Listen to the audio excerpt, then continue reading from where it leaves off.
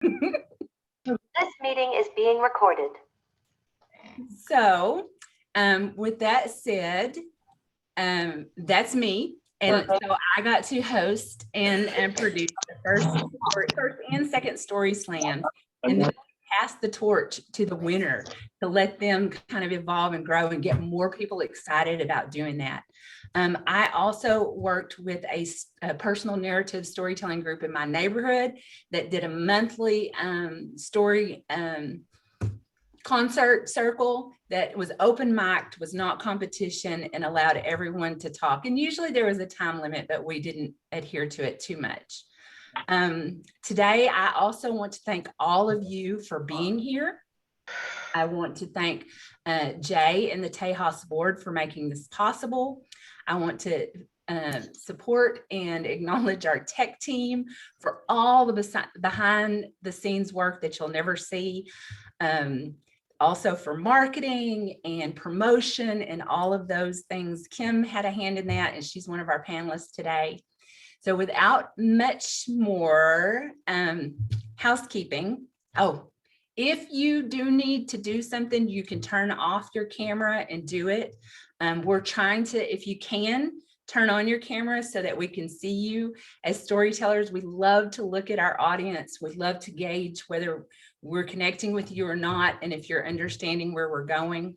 We're going to have each of our panelists speak about their creative process, and then we're going to work together via the chat to talk about this year's theme at the Tejas Storytelling Festival for StorySlam, which is plain truth, and kind of evolve a story together.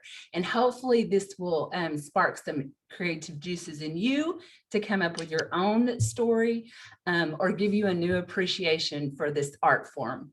It is a new art form that was put into the Storytelling Festival that goes with the myth and the folklore and the sacred story and the Biggest Liar contests and things that they do. So we really appreciate the openness and willingness of Tejas to let this genre be focused and highlighted as part of the festival.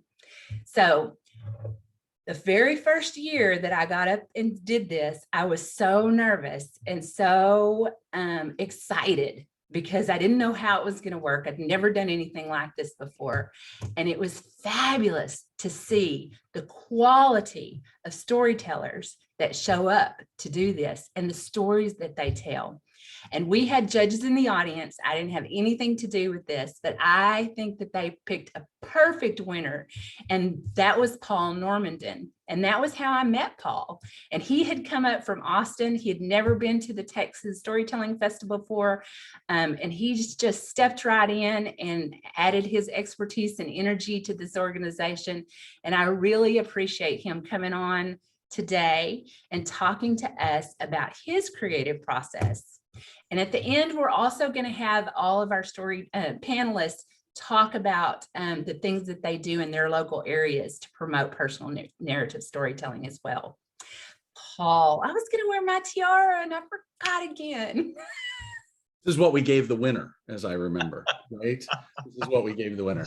I don't think they were expecting me to win. Thank you very much, Shayne. I really appreciate it. For me, it starts with a memory. I have a memory and it makes me feel a certain way. And now I want the audience to feel that. And now that audience may just be my wife, but I want her to relive that moment with me. I want that. And that is a thing. That is what the communicative skill that I have honed, storytelling, is for in my mind. And you want to share it, but sometimes you just want to get it out of your body. You have a memory, you really need to share it. You need to get it out of you. And there's a great example of this from the Moth. There's this great writer named Edgar Carat, and he basically tells the story about the first time he ever wrote a story and then shared it with somebody he loved and how important it was and why he needed to share it and what that was. When we do this on stage at a slam, we get 300 seconds. Go ahead and let that sink in. In a speech from maybe John F. Kennedy, you can probably squeeze in 750 words. If you're from the North, that might be easier, but in the South, there are different expectations. But the truth is, we use those seconds as we need by changing our pace and putting in pauses that suit our story. We want the story to be fit into the time we've got. And one of the ways I have come to cope with that is to understand where I want the story to end. So if I have that memory and I have that feeling and I know those two things, then I can figure out what goes between those two spaces. And that's when I start filling in the pieces that make that line full. What does the audience need to know to get to the end of my story and feel or understand or know or relate to something they didn't before I started talking? And anybody can do this, right?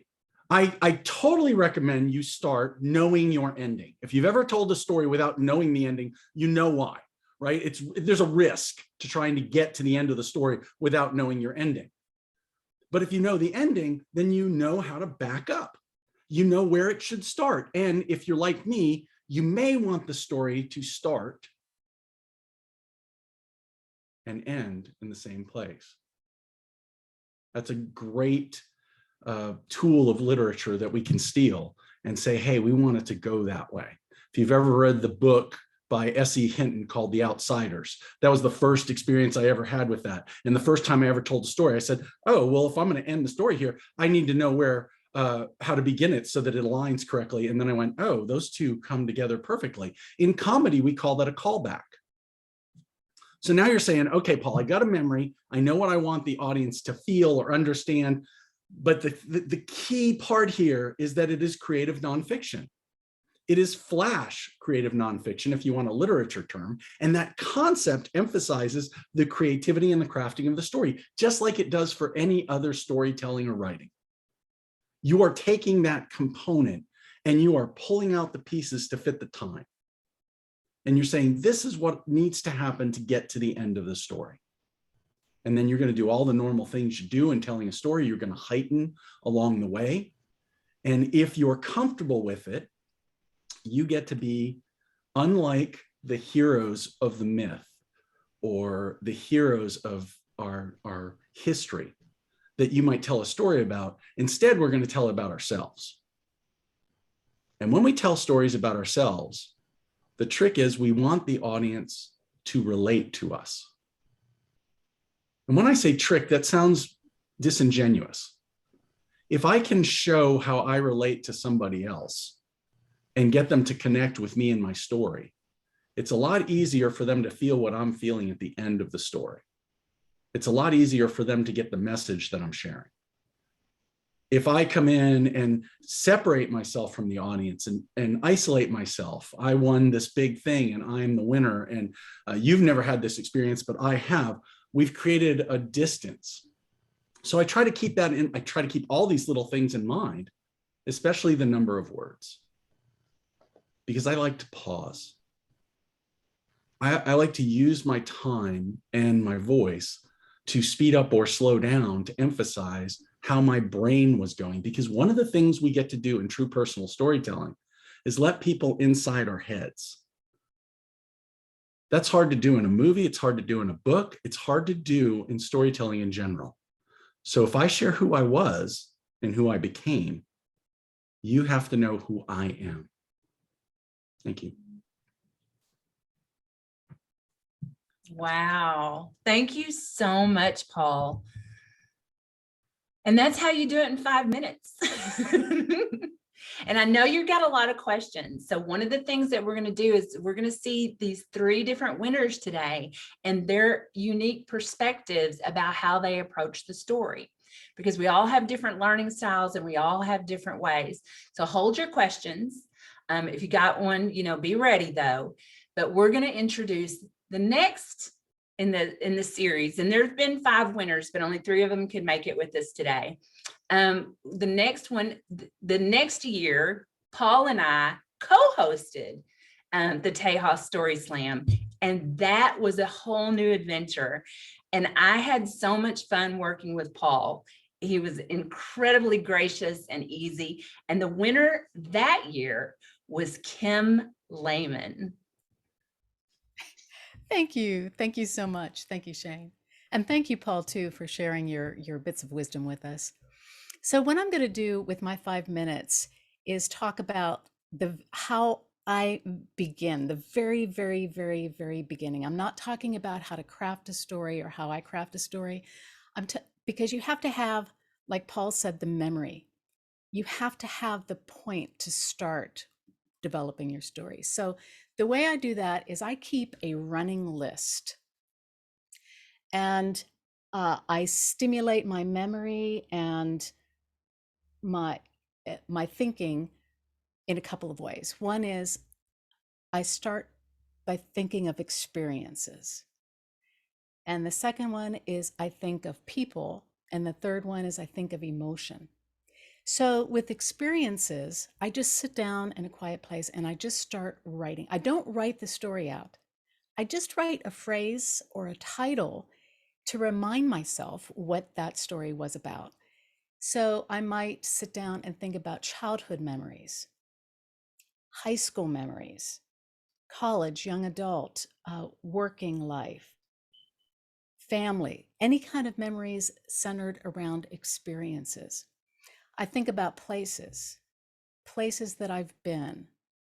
I think about experiences I've had with nature or outside.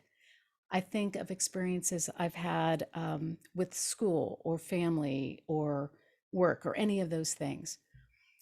And I look for, it doesn't have to be like a whole story. It could just be a little piece that I can maybe build on or I can use in some way.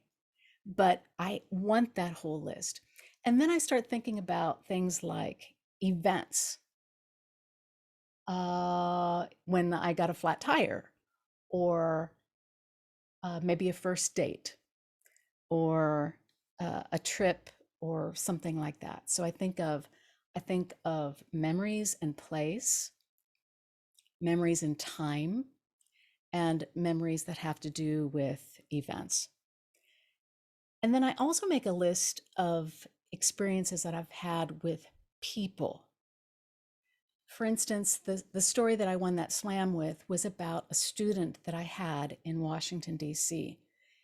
And the story laid its whole self out. It had everything that is needed for a good story. And every once in a while, you come across one of those memories.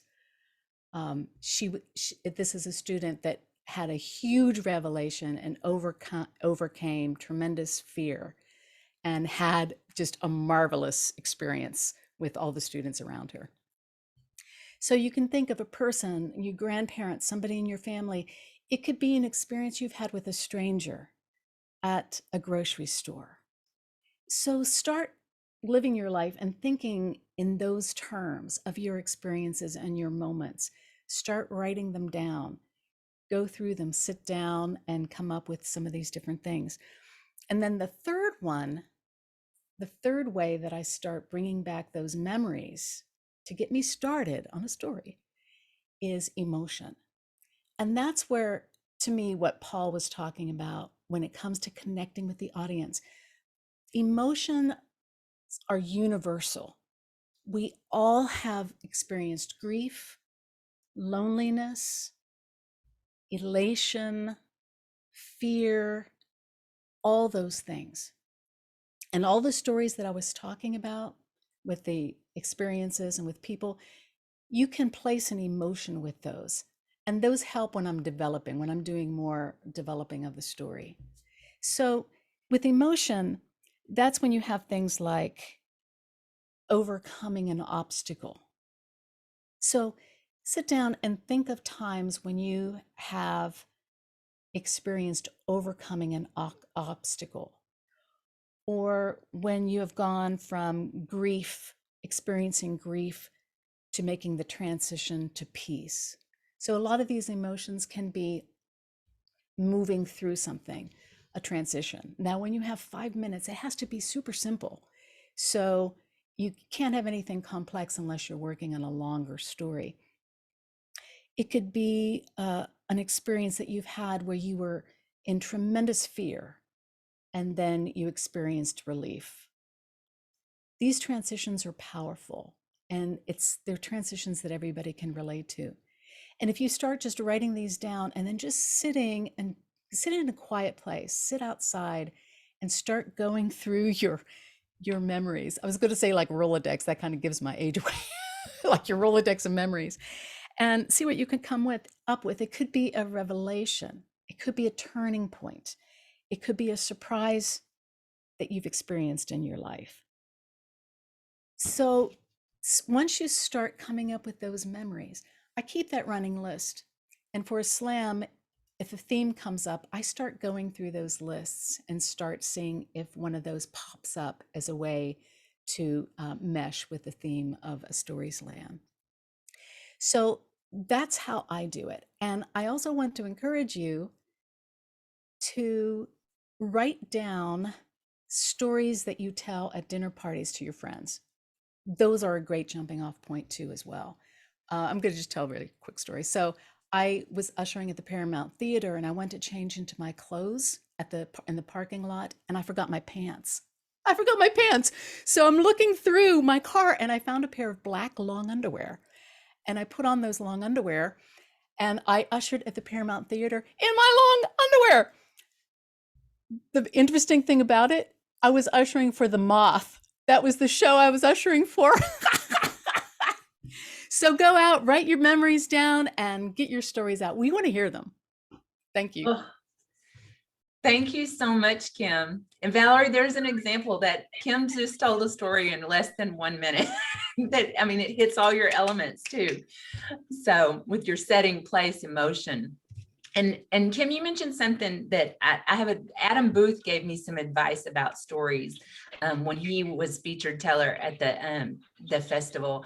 And he talked about, usually people think about a storyteller and an audience being a dynamic kind of thing, but he said the third element that you need to add in there is the story. And sometimes there are stories that present themselves to you perfectly and say, here, I want to be told. So listen to those things as well. So I'm really excited to introduce our next panelist. He is the latest winner of the Tejas StorySlam, and he is going to be hosting the StorySlam this year. And he has a bunch of things that he's involved in, but he also has personal narrative storytelling that's happening, I believe, on a weekly basis in Irving, Texas. So I want to welcome Michael to our panel and listen to your process.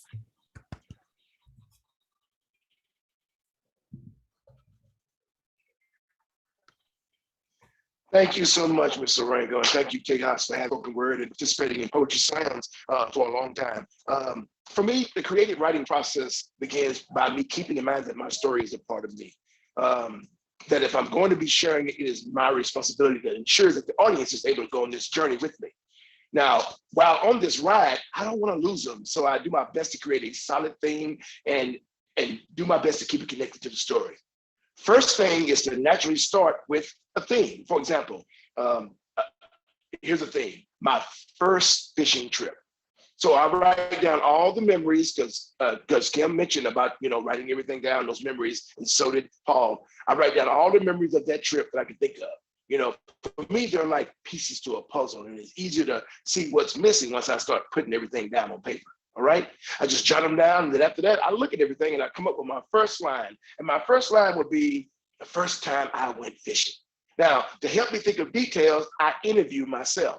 For example, how old were you when the story took place? What kind of day was it? Was it windy, hot, spring, summer, fall? What year was it? Where were you living? So once I just look at everything and decide what I'm going to do, I write my first line, and this creates a momentum.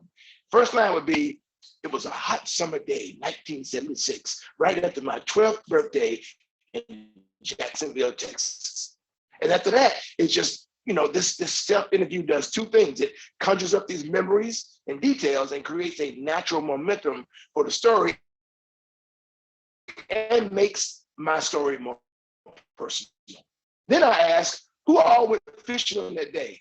Well, it was me, Dad, and our rambunctious German Shepherd, Austin. You see what I'm saying? Now, how was this ride? Well, it was bumpy and noisy, and the seats in Dad's old Ford Falcon were hot and snow. That leads me to my next question.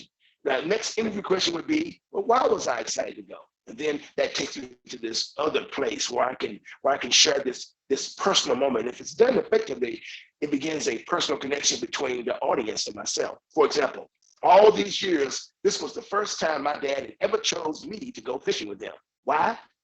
Well, I think it's maybe it's because I was a bit of a nerd. I love books and bugs and was never interested in hunting and fishing or any of that outdoorsy stuff. You can use a little thing, as you describe your experience. Maybe it was for male bonding or manhood building, or maybe he was just trying to get rid of me. Who knows? But I always felt like the most invisible of his 4 sons, who were way more outdoorsy than me till that day. See what I'm saying? And it's all right to not be grammatically correct. Sometimes, it's just good just to remember that you're telling the story from whatever time period. For me, for this story, it was a 12-year-old boy talking about his first fishing trip. This emotional component, in my opinion, draws the audience in. Again, don't be afraid of using creative phrases and daily descriptions to get the audience the best image possible that captures the essence of that moment in time. And then what I do is I switch it up. I talk about my dad. What was he like? His job, his demeanor. These details provide a balance and layers to your story. Then, after you do that, you get back to the trip. What happened next? By this time, you've got that natural momentum, you've got those notes you've already written down, and you're able to just tell the rest of the story. And at the end, you bring it all back together. This is for me now. This is how I do. I don't know how y'all do it, but everybody has different processes. But for me, I would close out with something like, I didn't catch anything that day, but I learned something new. That sometimes while fishing for your place in the world, having patience is priceless. That's how I would do it. I would bring it back together and do that. And once you've drafted the first version of your story, go back, reread it. Remember to keep the interviewer perspective. You're like, this is where you have an opportunity to connect the dots, and by rereading it, you can also add scripted words. But after you do that, read again and keep reading it until you can tighten it up. And that's my creative process. Thank you.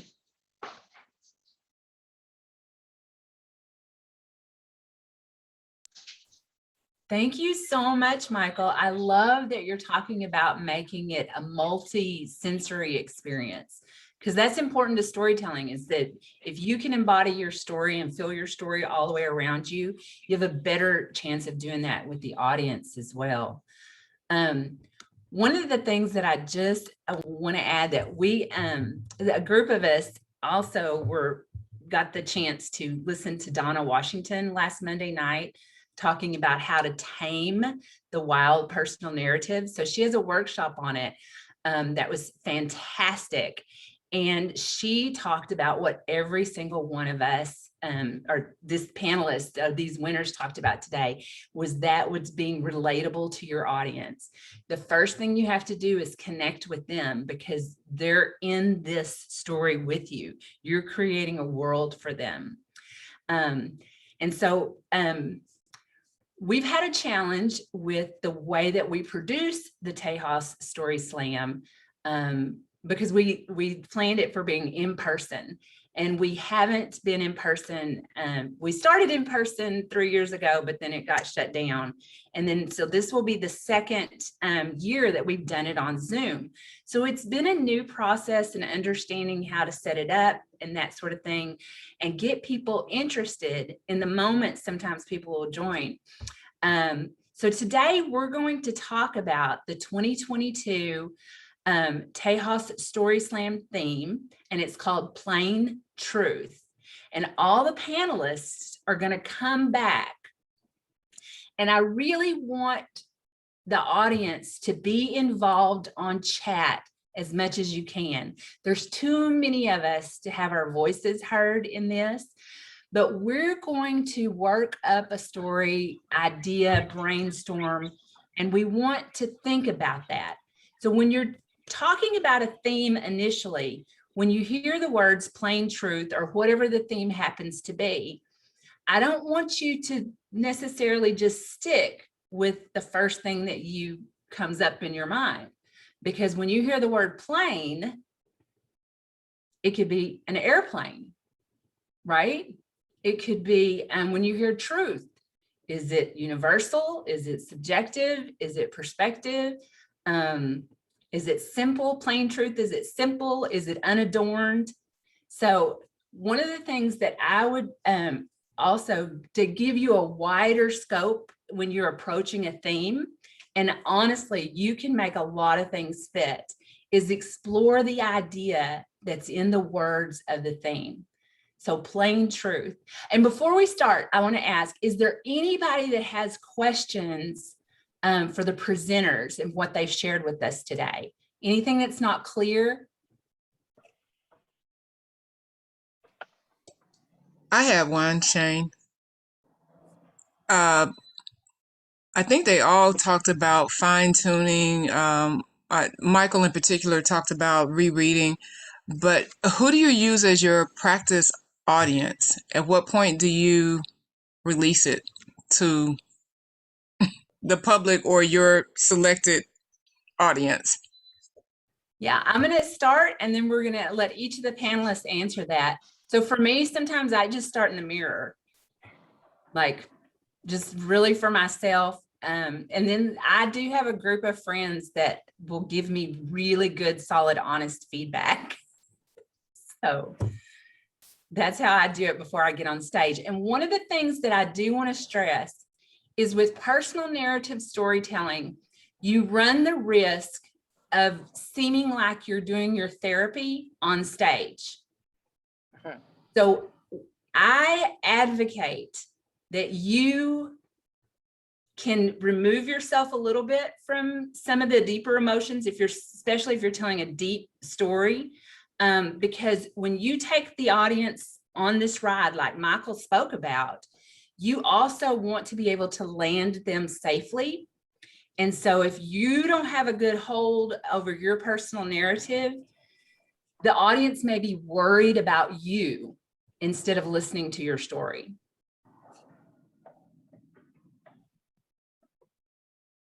Kim, Michael, Paul, who wants to go next? Sure. I disagree. Get out, tell your story. Get on stage as quick as you can, practice, get it on the stage. As soon as you get it on the stage, you'll learn more about your story. When you figure out you're in front of an audience and you're telling, and you don't think you had all the pieces right, you'll learn a lot quicker than telling to your phone or standing in front of a mirror. You get on stage, you tell your story. I would say, and Paul, that's great, man. And for each his own, I'm gonna tell you that. I agree with you, but I know when doing workshops, what I would suggest is a great technique is to share your story with others first, after you've shared in the mirror. And then this also gets you a chance to read in front of people, and subconsciously it chips away at those nerves. So as you get closer to being ready to share in front of a live audience, then you're already kind of comfortable sharing, whether it's 1 or 101, subconsciously you're sharing in front of people. So I would suggest, whatever method works best for you, but just sharing with others, getting feedback. Because remember now, it's still a rough draft until you read it on stage. Yeah, my experience too is to tell it as much as you can before you hit the stage. So I record it. I don't really like to write a story out first. I want to record it because I want the spoken word. I don't want the written word. So I use my phone and I record.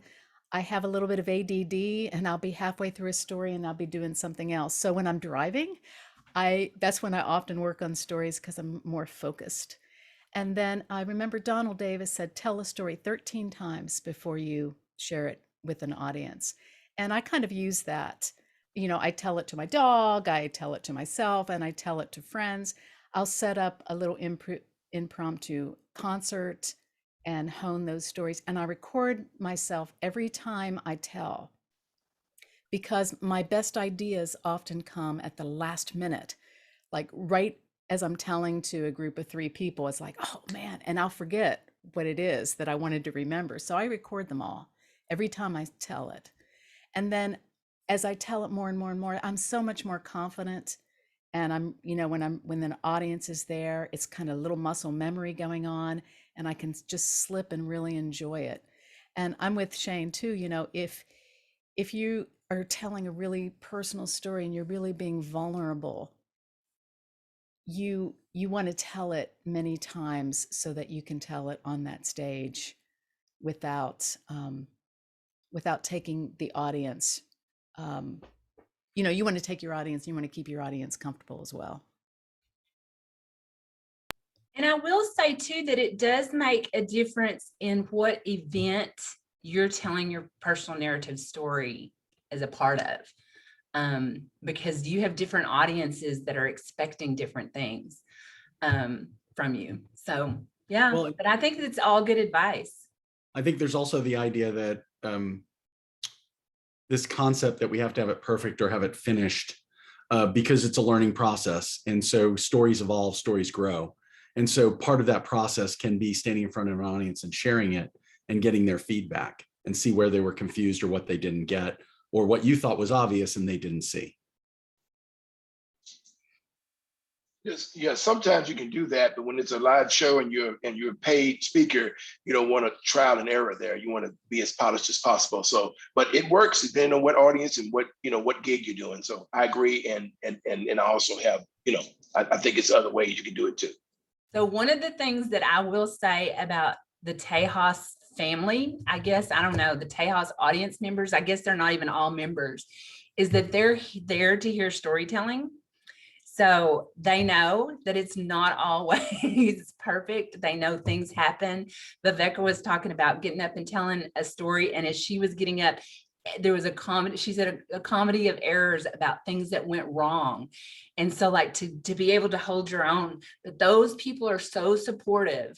They're there to lift you up and not to see you fail. So it is good for an audience. It depends on who your audience is for sure. So, yeah, the audience wants to like you. They do. They really do want to like you. Any more questions about what any of our panelists may have to offer you? I mean, not a workshop, because we could seriously each conduct our own day-long 2-week weekend workshop for you guys. But anything else that stands out that you want to know? Because we're here to inspire you to be a storyteller. When the world needs more storytellers. We have lots of listeners too. And we always support people who don't want to tell stories, who just want to listen. But just know that you have a story in you and that it probably might need to be told. I have a question. Can you hear me? Yes. My name is Vicky. I love doing period pieces. I'm very fond of the Victorian era. So where are the best resources or some of you all's tricks regarding period pieces? Because also the biggest challenge is to write a period piece, but not to speak contemporary language. Yeah. So Vicky, if somebody has an answer to Vicky's question, let's go ahead and put it in the chat, because we're focusing on personal narrative stories today. And so, yeah, there's lots of resources for period pieces in the storytelling community. So if y'all have an answer to Vicky's question, go ahead and put it in the chat for her. okay. I know I look old, but I am not from the Victorian era. I apologize. Well, I mean, even if Hey, Vicky. hi, even though that's my favorite era, but I'm a child of, I was born in the 50s, and we all know the same dialect in the 50s and 60s. Let's jam is not something that was said back then when you go to a party or go to hear a concert. So it's still a valid question, because I do like writing about myself or people or my mom, and so I want to make sure I'm authentic in those areas. Oh yeah, for the personal voice, for the, to finding that is, as I think what Michael was touching on, about when he was talking about characterizing his dad and knowing his dad's voice when he was talking about the fishing trip. So with that, but as far as the Victorian area, it's going to be a different workshop than the one we're doing today. Gotcha. Gotcha. Yeah. Yeah. Thanks, Vicki. You're welcome, Mike. Oh, Yeah, do you see Peggy's note to you in the chat?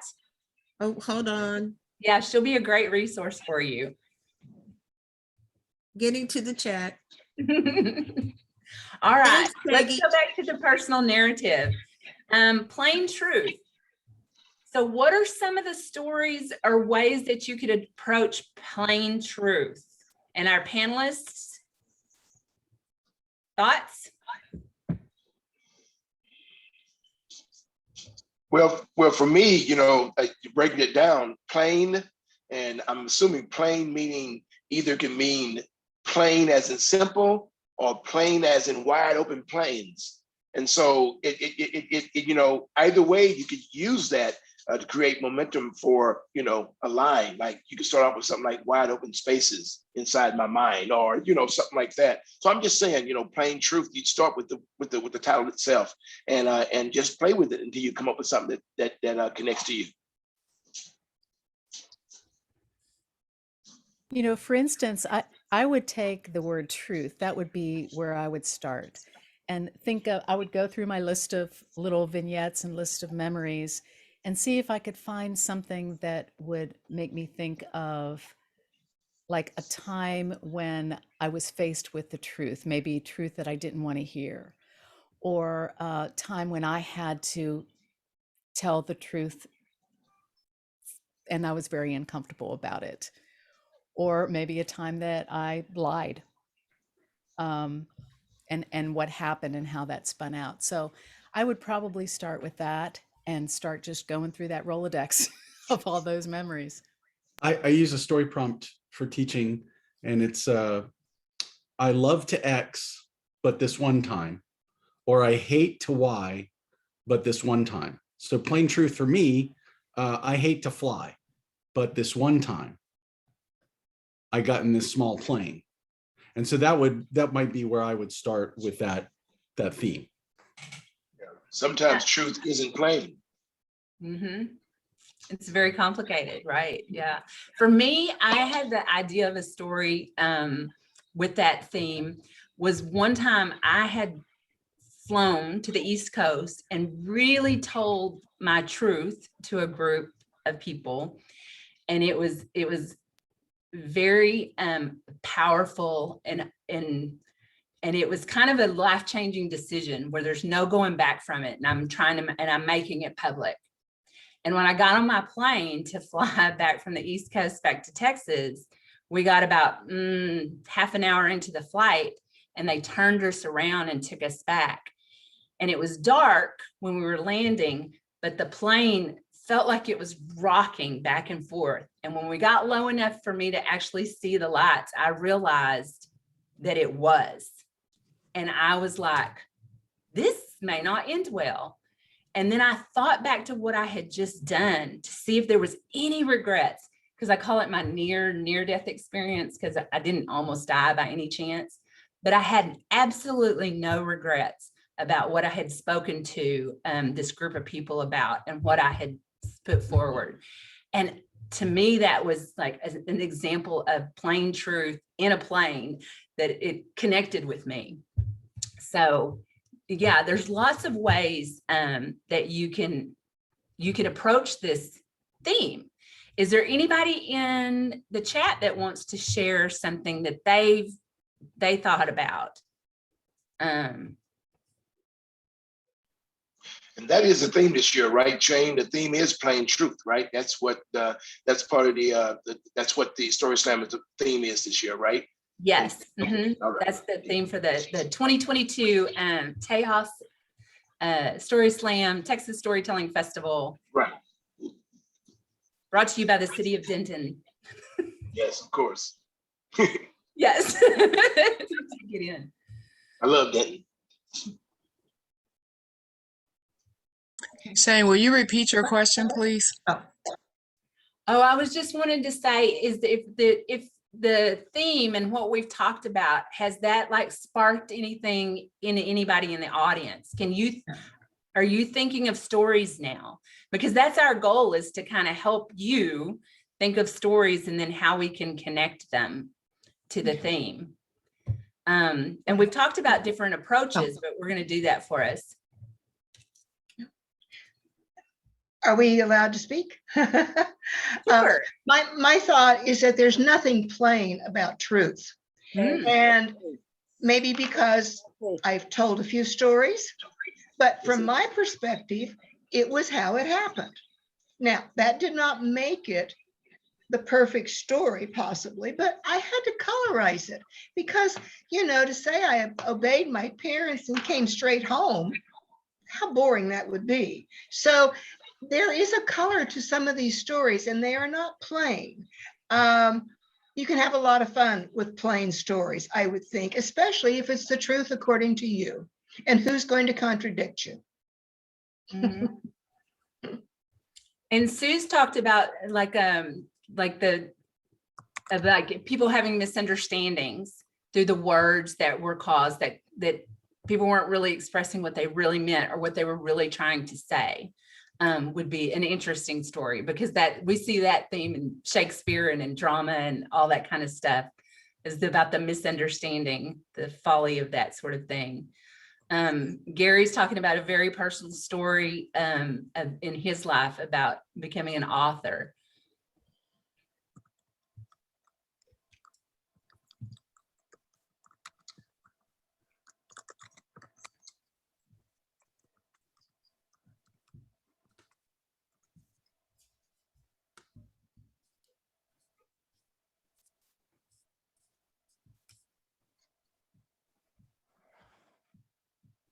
I'm looking at the chat, what people really think.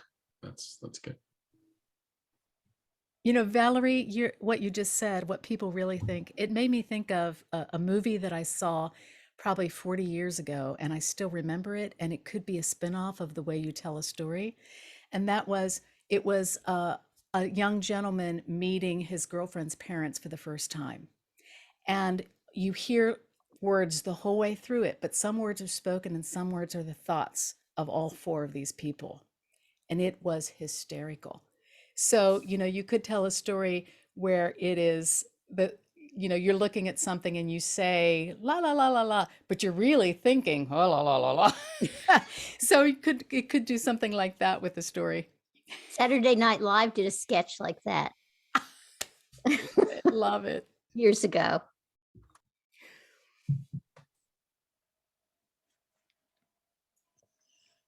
Paul, do you have anything to add to this?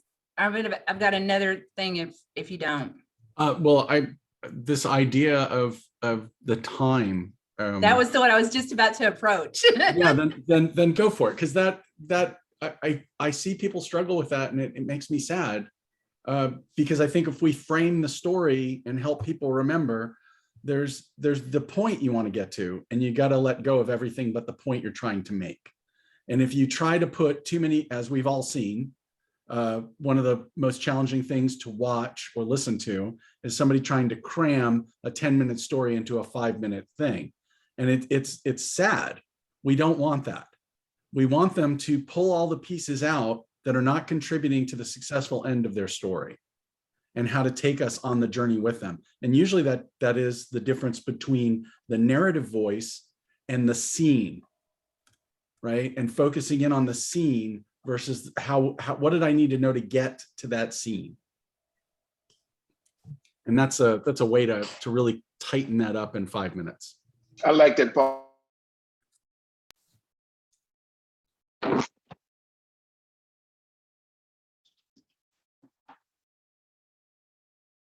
Anybody else want to talk about fitting it in a 5-minute frame? Kim, Michael? Because that's what's expected for this year's StorySlam is a 5-minute thing, right? It's 5 minutes, right? It's the time limit. Can you hear me? Yes. Shayne? Okay, yeah, 5 minutes. I muted myself, but yes, it's a 5-minute StorySlam. Okay, right. Yeah. It was really fast paced the first year we did it. It was just, and it was supposed to be there to shake things up a little bit, to give a new dynamic to the festival. And so, and that's an arbitrary number that we came up with just as a challenge. But yeah, but it is a good challenge. So Kim, anything about hitting the 5-minute mark? It's about keeping it really simple. You know, you can't tell a really involved story. You really have to find a story or figure out how to make it simpler. And the editing, like Michael said, is really, and Paul too, the editing and taking out anything that's not vital to the end of getting to the end of your story. Yeah, exactly. And in writing, they tell you to kill your darlings. Yes. It's the same thing in storytelling. Well, and Lee asked a really interesting question. I don't know if we have time to go into that, but ask yourself, if there is no fear, what story would you tell? And that, to me, is a very powerful starting point, is if you turn that fear off. I think we all have this sense of fear, even when I'm paid to perform, this fear that we're not going to get it perfect or right. And I've never met an audience who gave me crap about that when I am trying to share something that is important or valid or a contributing factor to who I have become, or how I got to where I am, or who I was before and how it changed over time. Surprisingly enough, we care about each other and want to connect and relate. And that is a relatable thing when we show, I used to have this set of beliefs and now I have this, and here's why. It's a very valuable thing to share with an audience. So I think, to answer Lee's question, that is what I would definitely start with, Lee. And Lee also made another suggestion that says writing 6-word stories kind of helps you do that kind of thing. It is definitely an exercise. It is definitely a new way to approach storytelling and tell stories. So it doesn't always have to have this constraint. It just happens that the Tejas StorySlam has this constraint at the moment of a 5-minute true, and that's, complicated, complex, plain, simple, perspective, true story about your Plain truth. Yeah. Yeah. I often challenge my students with, tell me a story, a movie, a book, whatever, in 3 sentences, a beginning, middle, and end. And just 3 sentences, and try to leave as many ands and ors out of this, any conjunctions that are going to extend it. Try to get it down to 3 sentences and just tell me that story in 3 sentences. The 6th word is what we evolved to. And then after they've shared in public a couple of times these things, other people's stories, then we get them to try to share a memory, right? An anecdote, something that comes out of their brain. Yeah. I want to say, as a national poetry slam competitor, I'm so used to writing 1 minute, 2 minute, 3 minute poems that you give me 5 minutes. Oh my God, I'm ready. So, but it's tough to come from 10 minutes to 5 minutes to 3. But but I'm used to going from 1, 2, 3. So it's different. So it's a good way to think about it too, is if you start with the compressed. Right. And also, that judging component changes things a lot. It's different when you're reading for an open mic, as opposed to reading for, judges who are looking for certain things and an audience who knows what the judges are looking for. It changes. It adds a little bit of pressure, but what you should do is always remember just to read from where you are. Just take yourself back to that moment where you wrote the story and what you were thinking about. And it's almost like closing your eyes to the audience, and just share, and then let everything else just happen. You know what I'm saying? I think if you're trying to win, right, it's a different thing, right? If you're trying to tell your story, the audience will appreciate that. The judges will appreciate, hey, you're sharing your story. It's true. It's what you are feeling right now about this moment and what you need to get out. That audience is going to listen. They're going to be present with you. And it's a perfect time for you, because it's a competition, to incorporate inflection, dramatic pauses, and be very familiar with that. Bring that little acting or emotional thing into it, and you got to pepper your story with it, and then make it be a balanced storytelling, masterpiece for competitions, because that's what's going to put you over the top. And I do want to speak to the idea of judging a personal story, you really need to understand that it's totally subjective. That, you know, the people that are there know what a good story sounds like for a beginning, a middle, and an end, but they're not judging you on your experience. They're judging a performance. They're judging, you know, the connection to the audience. They're judging things like that. So one of the things that I want to stress more than anything is that when one doesn't win, when one has bared one's soul to a group of people, it's not personal and it doesn't really reflect on the quality. It was just that moment, that day, something else sparked somebody a little bit more. And really the competitive nature can get a bit tricky. Yes. And so be careful with that, because just because this group of people said one day that your story was the best or your story wasn't the best really has no long-term meaning. It's just the moment. Right. And Paul, actually the prize that I gave you first was a microphone that I spray painted gold. I still have it. Kid's toy. I still have it. I'm sorry I didn't bring it. That's okay. But I mean, and that was one of the things that I wanted to make sure that the prizes were tiaras and children's toys, spray painted gold. I mean, like that was what I thought of when I did this, because this prize is something internal for you and everything else about it is just arbitrary. So Shayne, that I was going to say, also, I've been in competitions where I've come in dead last, and then came back and did the same poem. It was like a perfect score. It was like, so it's all, you're right. It is subjective. It's about the audience. And one thing people have to keep in mind, and I've always kept this in mind, is that sometimes when you're doing, you know, poetry slams, which is different, it's you pick people from the audience. It could have been somebody that just got stopped by the police, so they're filtering their, you know, it could be somebody who just broke up with a girlfriend. It could be a professor. It could be so you have to keep in mind that people are in different places in their mind when they're receiving your work. And that's why you can't take it personally. You can't, because they also have a task, that is to use the criteria to pick the best poem. And it's just about the performance. It's not about you, like you said, it's not about your personality, your story, you know, and never stop telling, never stop talking. So, you know, that you're right about that. That's exactly right. Yeah. So Kim, I think you've got some questions directed to you. Did you get them all answered on the chat? I did. You did? Yeah. Do you want to share anything that you shared on the chat with the rest of us? One question was about recording. I use my phone. I record on my phone. And when you have a recording on your phone, you can see how long your recording is. So I know how long my stories are. So that's really helpful. I also have a handheld recorder that I sometimes use too. But you have to take into consider if you're doing a funny story, you have to add time for laughter. And the story gets shorter and shorter and shorter. The first time I record it, it's pretty long. I have a lot of pauses. I'm trying to think things through. I'm kind of repeating things.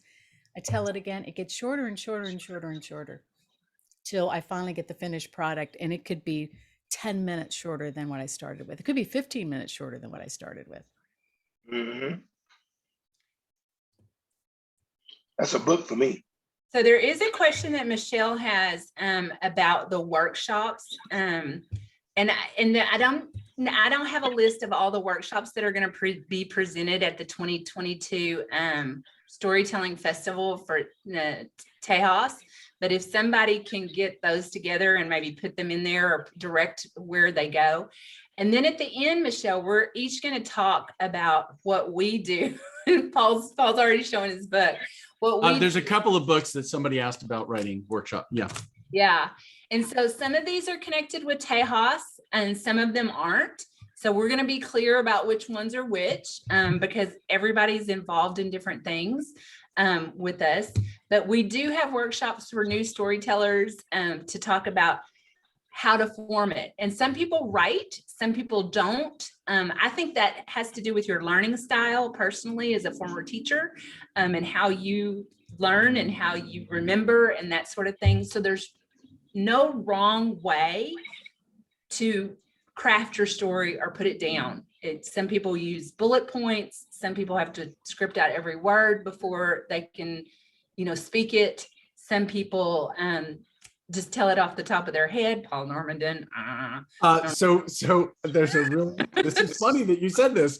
There's two parts of that, right? One is when you're creating a story on stage from nothing with other people, you engage in some rules and you can do a fictional piece of story and do a full play and make it up on the spot. And people think that's a miracle. You can also do that with musicals. You can make one up on the spot with the right crew of people who've been trained together. That being said, there is also something to the idea that playwrights, I just read about a playwright. When authors don't want to write, they talk about other people's process. But there's a playwright in Hollywood who's had very successful films who will not start writing until they have told the story many times and feel comfortable in the story. And they will gather their friends frequently and just go tell the story. They won't try to get it right. They'll go tell it until they get it right. And then when they get it right, they'll take it back and they'll write out the play. They'll write out the screenplay. So I think the process, you're right, Shayne, and I want to encourage it. Everybody's process is different, and we should encourage that. Yes, please understand that there's no wrong way to prepare yourself to get up and tell any story. And Paul's right, you learn by doing. Michael's right, you learn by embodying. Kim's right, you learn, by practice and connecting emotions with your experience and delineating it that way. There'll be different approaches that you all have. So just leave with the confidence that however you're doing it right if you're doing it. So, and if you want to do it, jump in. And there's always a safe place that you can make sure you're in a safe place to do it. There have been some people talking about stories and then people asking about what our stories would be. I kind of talked about, like if I were telling plain truth this year, I might tell the one that I mentioned about being in the plane and after have just coming from speaking my truth to a group of people. So, and I think we've all kind of touched on what we would tell with that. And Kylie talked about, his connection about living in a flat pattern of people learning how to fly, a flat school, and thinking about people learning about their dreams and reaching their dreams and the truth of following, their passions and becoming a pilot. Somebody else mentioned, yeah, go ahead, Paul. I just want to, so I do teach storytelling here in Austin, and the third, so I teach 6 and 8 week classes, and the third class I teach is 301, and that is how to take any story and fit it to a theme. And so the concept being the theme is arbitrary. You can fit your story to a theme. So plain truth for me also might involve the very first time I ever set up a free hug day. My friends were talking very frankly and plainly about what they wanted to do when they finished school and became improvisers and where they wanted to go. And I started crying. I was an old man who'd come to this and I had no expectation of ever performing. I wasn't going to New York or Chicago or LA. That was not my dream. My dream was to not be sad that I put my daughter in a mental institution. And so that evolution of that plain talk moment at the table could be a story. And it doesn't have anything necessarily to do with other thoughts that were in my head. It is just one instance of how that theme could be applied.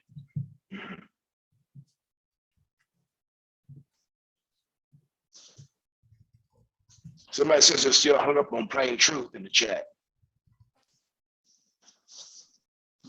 Say that again, Michael.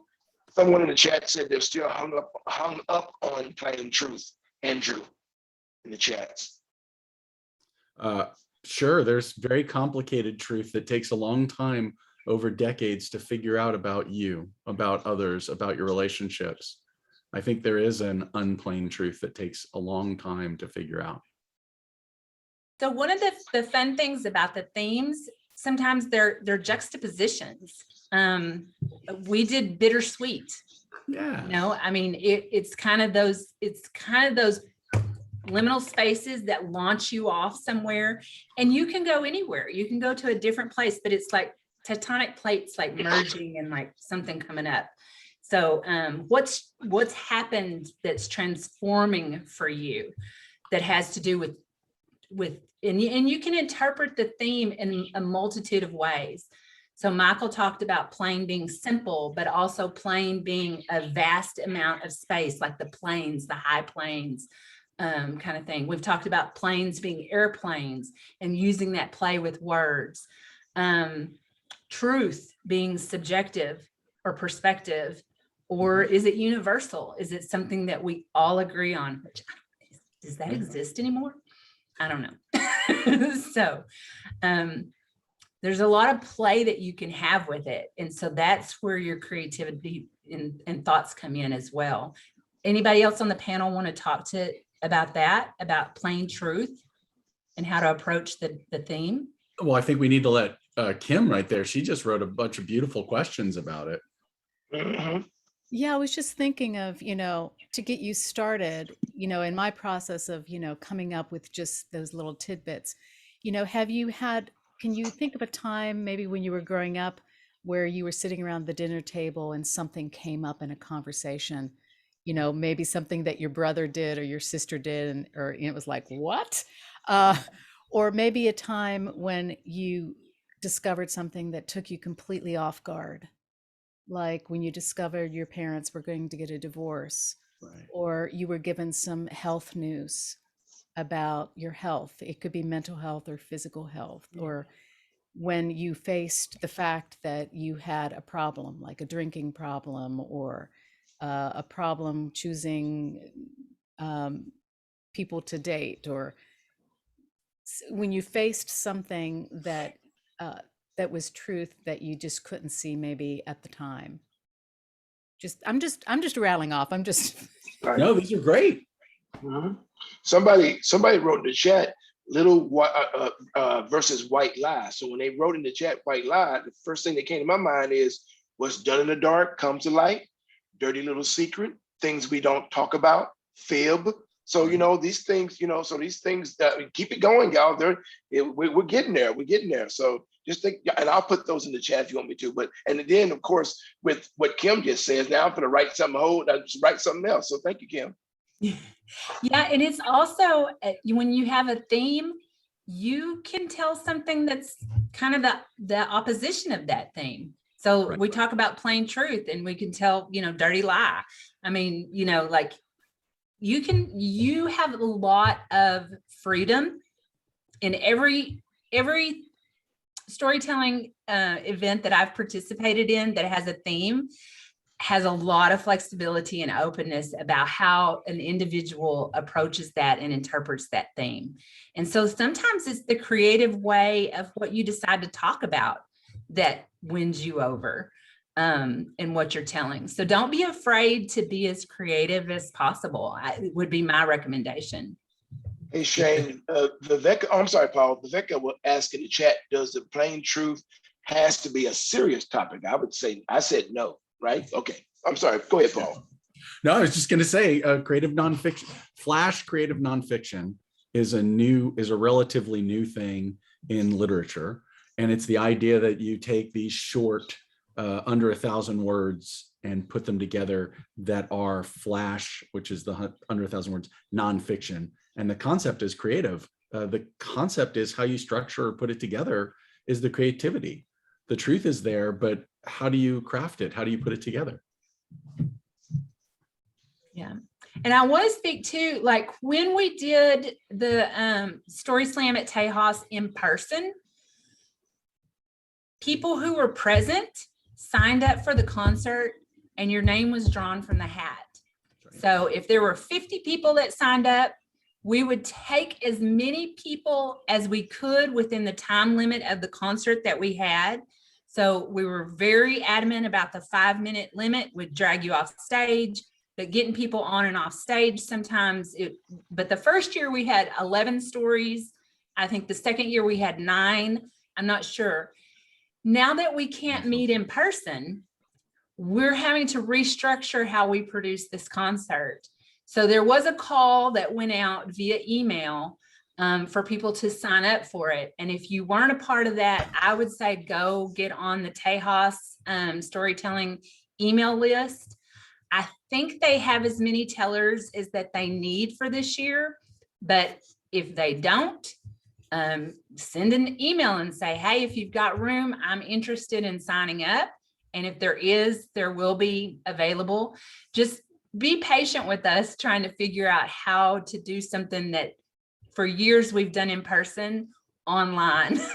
So I will say that technology of transferring the Texas Storytelling Festival to online instead of in person has been a great learning curve for us. But I will say, I want to give a handout for everybody who's participated in that, because we have had people from all over the world talk about what a fantastic job that we did in 2021.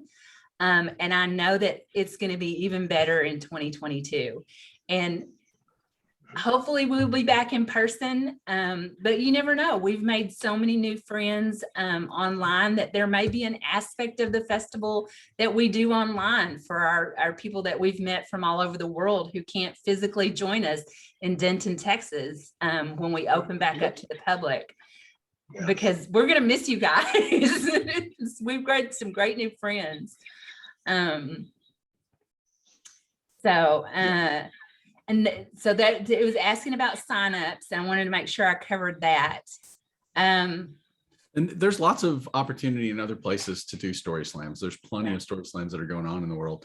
So if you're traveling to a city that has a story slam, always make your travel plans so you can attend.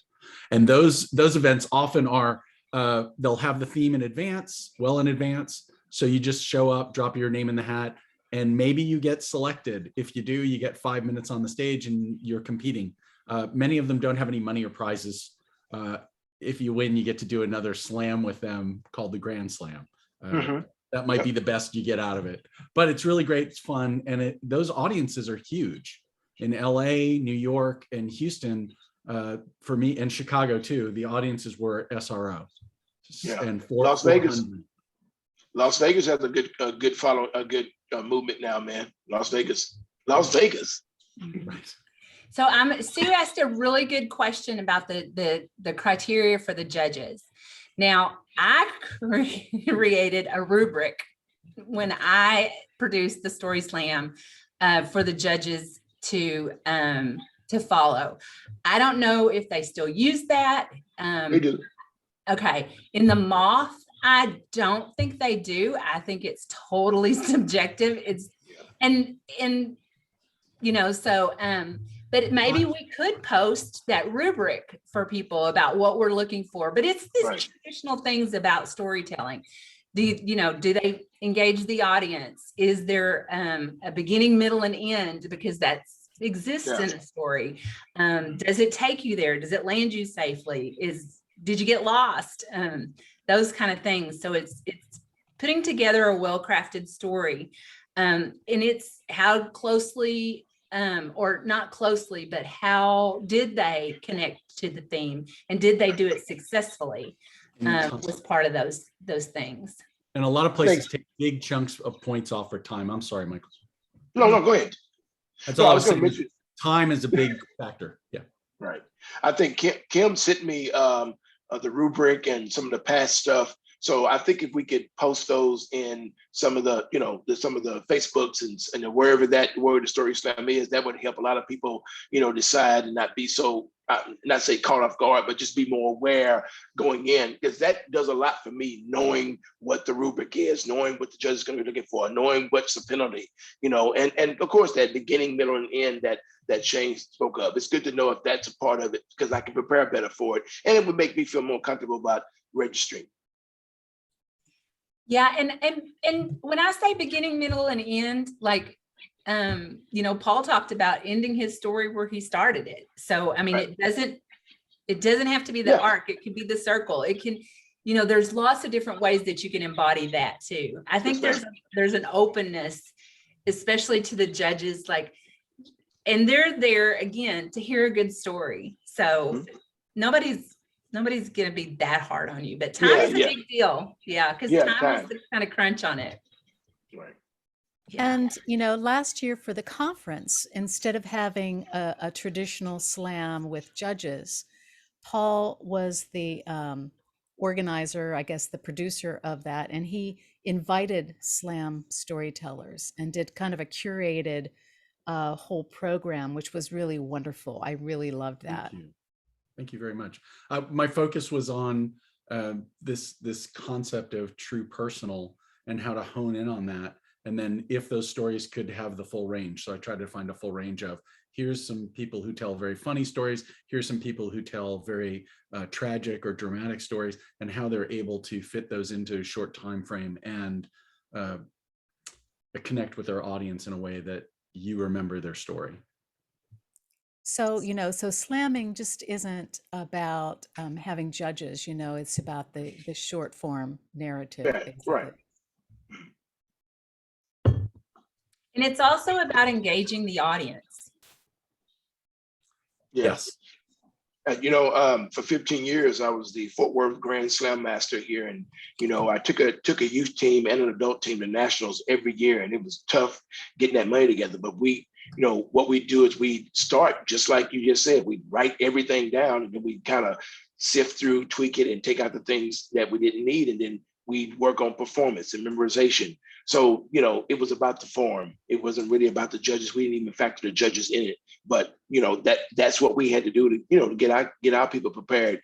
So I just don't want people to think that they need to just be overwhelmed with, you know, judges and all the other stuff. Just tell your story and, you know, stay under time and have fun and do your thing. You know, we're going to love you. We're going to love you. So come on. And tell stories you love to tell. Yes. If you love to tell the story, it will shine through to the audience. Right. I can't wait to be the co-MC for this event. It's going to be amazing. I know it is. Yeah. So Deane asked how the storytellers are chosen. So now that we're doing it online, it was an email call that went out to people for the StorySlam for 2022. When we were doing it live and in person, we had signups right before the concert, and names were drawn from the hat as we had time to tell. And so you may have, you know, this was the fun thing about Paul. Paul traveled from Austin, had never met any of us. It was his first time at the Texas Storytelling Festival, and he specifically came to tell a story in the Tejas StorySlam. And if we wouldn't have drawn his name, he would not have gotten to tell a story. I've done that. I've driven 6-7 hours to do that, and it was a random draw, and I've not been able to do it. But they let me do a poem at the end, because you know how it is when you drive all that distance. You have books and CDs you're trying to promote. You got to have that gas money to get back.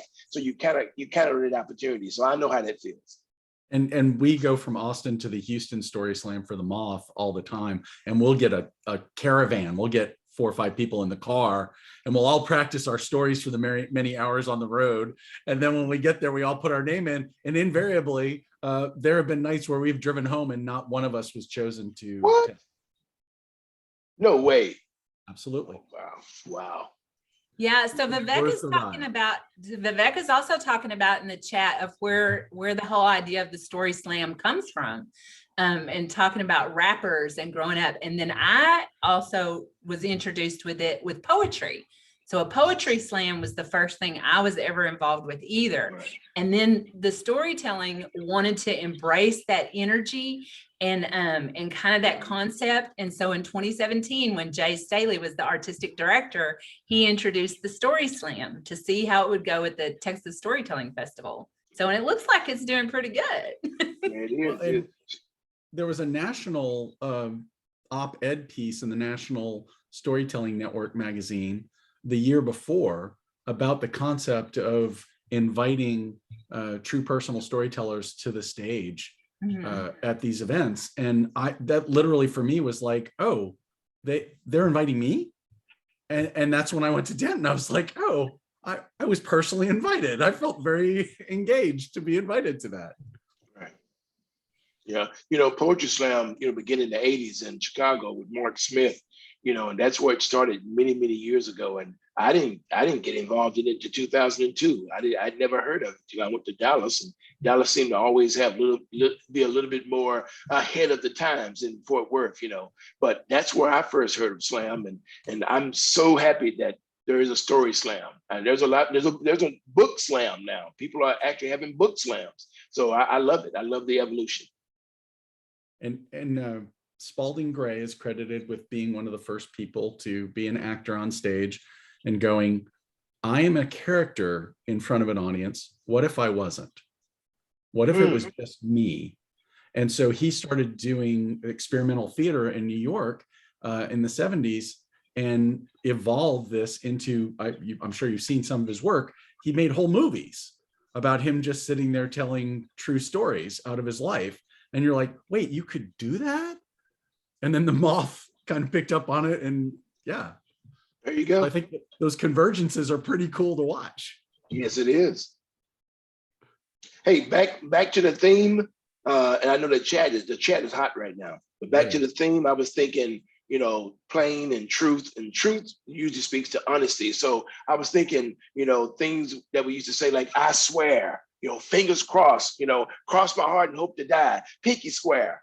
So I'm thinking how maybe some of that could be incorporated. Like, for example, our little sister was a master at telling white lies, but the plain truth is, that's how we can do it. Right. So I'm just trying to, that's a way how we can do it now.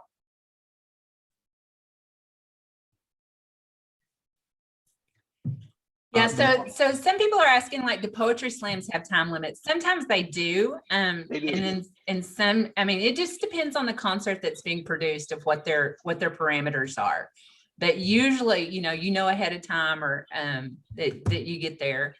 So yeah, if it's a poetry slam, Shayne, it is gonna if it's an actual registered poetry slam through PSI, it's gonna have to adhere to that rubric of 3 minutes with a 10-second grace period. After that, you get deducted. So yeah, but at nationals for maybe the individuals, there's a 1 minute, 2 minute, 3 minute, and 4 minute round. But they all actual slams do have time limits. Now, spoken word events and open mics, it's, speak freely, do your thing. But slams actually have to adhere to that because they're registered through PSI, so they're being monitored. So yeah. So, and somebody asked about what the Moth is. So the Moth is a group of people who found out the way to capitalize on storytelling. And they don't say it. I'm sorry, I didn't say that negatively, but that for profit, they're a company, and they put together things all over the country. And so people pay admission to come in, even that, and they do contests in local, and then they'll have the GrandSlams, and whoever wins that city over the year then competes in the national, and then they become a part of this touring group that Kim was talking about that comes to Austin. That is not my understanding of the Moth at all. It is a 501c3. It uses all its funds to promote storytelling and teach tons of kids how to tell storytelling, and they use all the profits from those events to go back into teaching. Okay, so good. I'm sorry. Yes, listen to Paul. Wow. He knows way more about the Moth than I do. No, that's not them at all. The Moth is true personal stories, and it came about, and some of you can probably relate to this. Some authors who became very successful and moved to New York had grown up in Atlanta, and they used to, after church, go hang out at somebody's house, and they'd all cook food and tell stories as they ate, and they knew it was time to go home when the Moths came out. And they'd have to stop telling their stories. When they got to New York and they were successful, they all got together and they said, hey, let's do that again. And they all went, I know all your stories. How do we get other people, and how do we help other people tell their stories? And that is how the Moth evolved. Okay. And they have been very successful at doing that. Let me put it that way. Okay. I did not mean any offense whatsoever. They've been very successful at doing that. And so you see that agency more often nationally than you do other things. but there's Right. Testify in Austin. There's the one that Michael does in Irving. So there's lots of opportunities to do that personal narrative storytelling besides the big nationally known one that is there to promote storytelling, but they've done a very successful job at doing it. And they're You nationally also, known. right. You also have Snap Judgment and you have TED Talk. So you have a Yes. lot of opportunity to tell stories or Snap narratives. Judgment. And there's tons of things that have been in storytelling on NPR of true life personal narrative stories Right. in different formats. Right. So Right. the StorySlam is just another format of the personal narrative storytelling. It's the best for me yet. I mean, I don't know that much about Moth. I'm familiar with it, but the StorySlam for me, in my experiences, it's one of the best because it's in the middle. It's the best of all of it. So I like the StorySlam a lot. I have a request. Maybe if you know of any podcasts, storytelling podcasts other than Snap Judgment, This American Life, Moth, Family Ghosts, type it into the chat. And what I'll do is I'll combine those all and, put it into some kind of an article for y'all. The other thing I like for you to type in there is if you know of any live events where you live, like Paul, if you can put Testify information in there. Michael, if you could give us more information about what you're doing, which is a lot. And I'm really looking forward to hearing a lot more stories from Michael. It's really fabulous that Thank you. Thank you. Yeah. So this I'm is, honored. and we're getting close to the time. So I would like each of our panelists to talk about what they do with storytelling, focusing on the personal narrative storytelling, because I know that some of them do a lot more, but focusing on that. So in Michael, are you available to tell us about, and then we'll go to Kim and then back to Paul. I was just trying to find it so I could post it in the chat as well. So I apologize. Oh, no worries. So I all of my events most of them are open mics except for the showcase. And in all of those events, storytelling, poetry, and music, those take the center stage, not so much rap or comedy. We love the personal narrative. So I have a few events. One of them is Create Arlington. Every second Tuesday is a live open mic. Every second Tuesday at 7:30 at an art gallery in Arlington. And it's at 7:30 to 9:30. It's really cool and it's free. The other one is Black and Bitter Coffee and Books in Duncanville. It's every last Friday of the month. It's an outdoor event. So, we'll check the weather, but it's the biggest outdoor open mic in the country. It's 150 people and everybody's welcome. We always have some great stories there. And then there's Blessed Hands in Fort Worth. In Fort Worth, it's a brand new venue. It's very small, kind of intimate. We only get about maybe 25 people there because we want to stay COVID friendly, COVID cautious. And then of course, we're at the Frisco Performing Arts Center every 3 months, y'all. And the next time we're there is actually February the 12th. And it's a Valentine's theme. So we have a huge event called Love Jones. But after that, we just try to create these showcases, the open mics. People just come, just speak freely. And we have a lot of workshops online as well. So, and I'll post those in the chat. Thank you. So, Michael, a little clarification in the chat. People are asking about R-rated stories. Are all those events that you talked about, would they be appropriate for adult type stories?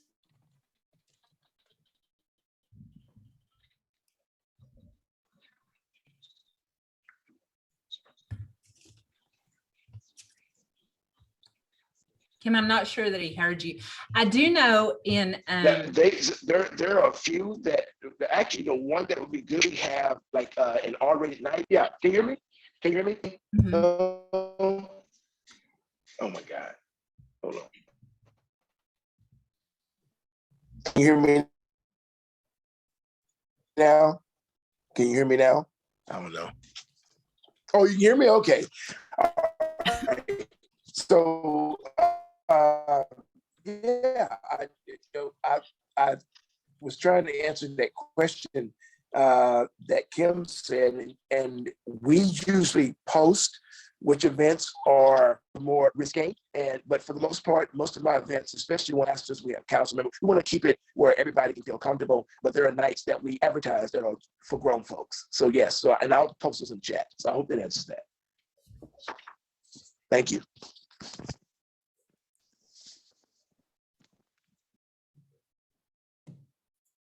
Kim, Yes. tell us all about you and what you got going on. Well, COVID, a lot of my performing has been canceled, but I'm scheduling things for libraries this summer. I'm with the Texas Commission on the Art touring roster. So I'm doing those kind of things. I'm doing some writing. I write for a magazine and just kind of doing a lot of different things since we're in this kind of place. So yeah, not much going on in my world in terms of storytelling.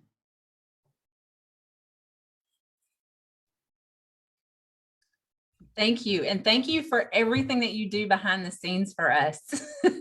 Kim is running a lot of what you see publicly. So thank you so much, Kim. Paul, tell us what you've got going on. Well, in Austin, we have quite a few opportunities to tell stories. Obviously, some of them are outside, or if they're in public, they are socially distanced or masked at this time. But we have backyard storytelling, Drinking with the Saints, Testify, which I recently left. There's also a new story show, surprisingly, Stories on the Lawn at the Neil Cochran House in Austin. And that's an outside event where we're trying to keep it very, want people to be able to come in, but we also partnered with the museum there to try to get folks to come see the museum. So it's a twofer. You get to come hear stories and you get to check out the museum. With that in mind, I teach storytelling classes in Austin. I teach it for all levels. So there's an introductory course, and then there's more advanced courses for true personal storytelling. Obviously, I have a cat who my wife just brought in here. There you go. Callie, which I spend way too much time worrying about. And then I also do a lot of stuff online at the moment, performing with whoever will let me. I am the Dean of the Merlin Works Institute for Improvisation, where we teach storytelling, stand-up, musical improv, and just plain talk in improv, and how to do that on stage and be comfortable in front of an audience.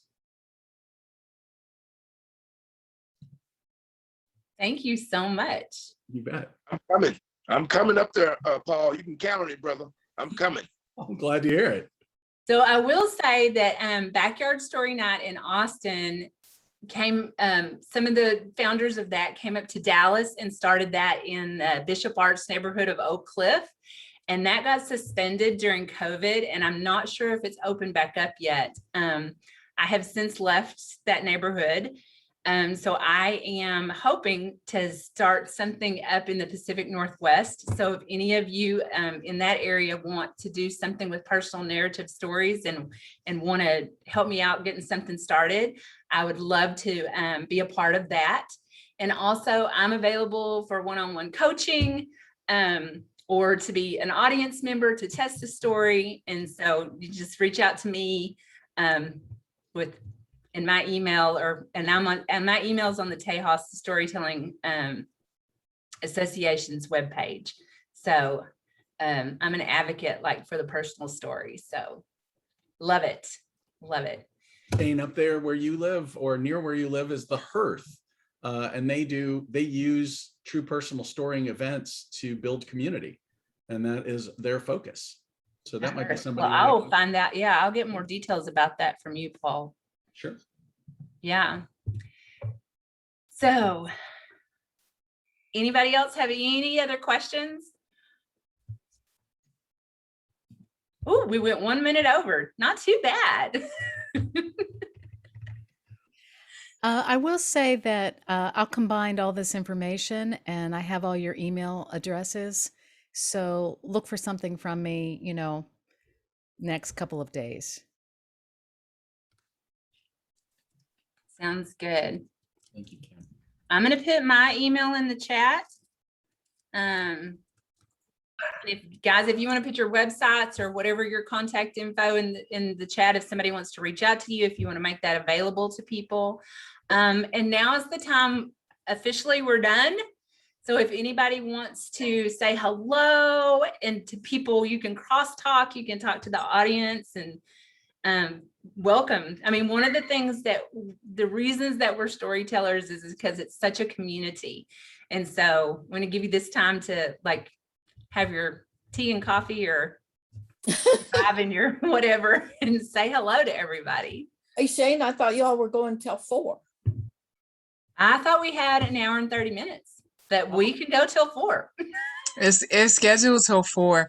I wanted, but while you're taking a break, you can also, I know this works on computers. I don't know how to tell you how to do it on a phone. If you click the 3 dots to the far right of the chat window, you have an option to save the chat to your computer, and it will have all the information that's been posted to the chat since you joined the chat.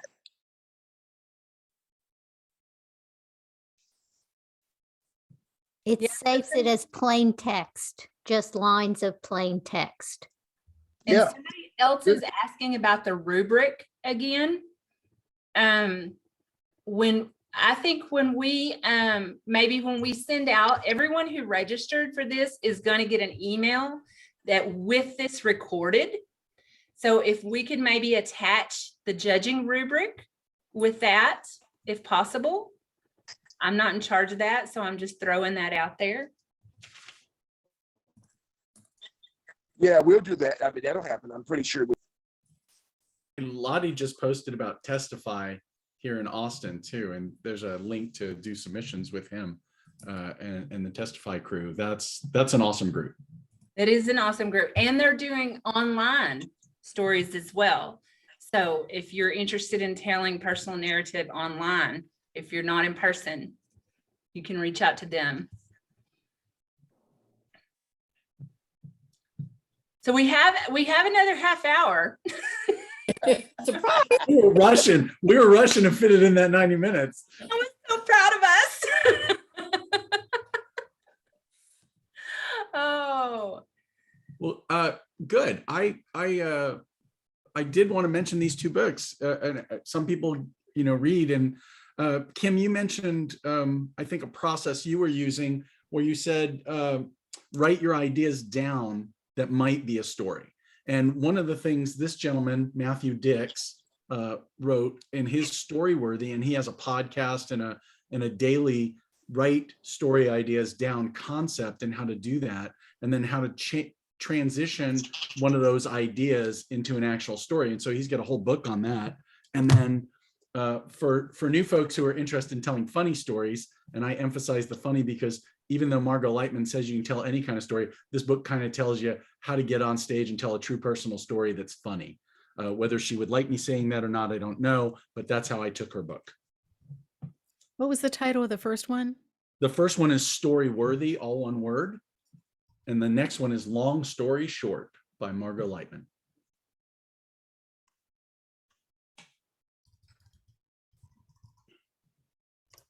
Kim, anything else you can add? Put it in the chat. Put it in the chat. Oh, you did. Thank you. Never mind. Thank you, Kim. Wow. I beat I was you about to to it. type it in. Oh, it's done. It's just like everything when you work with Kim.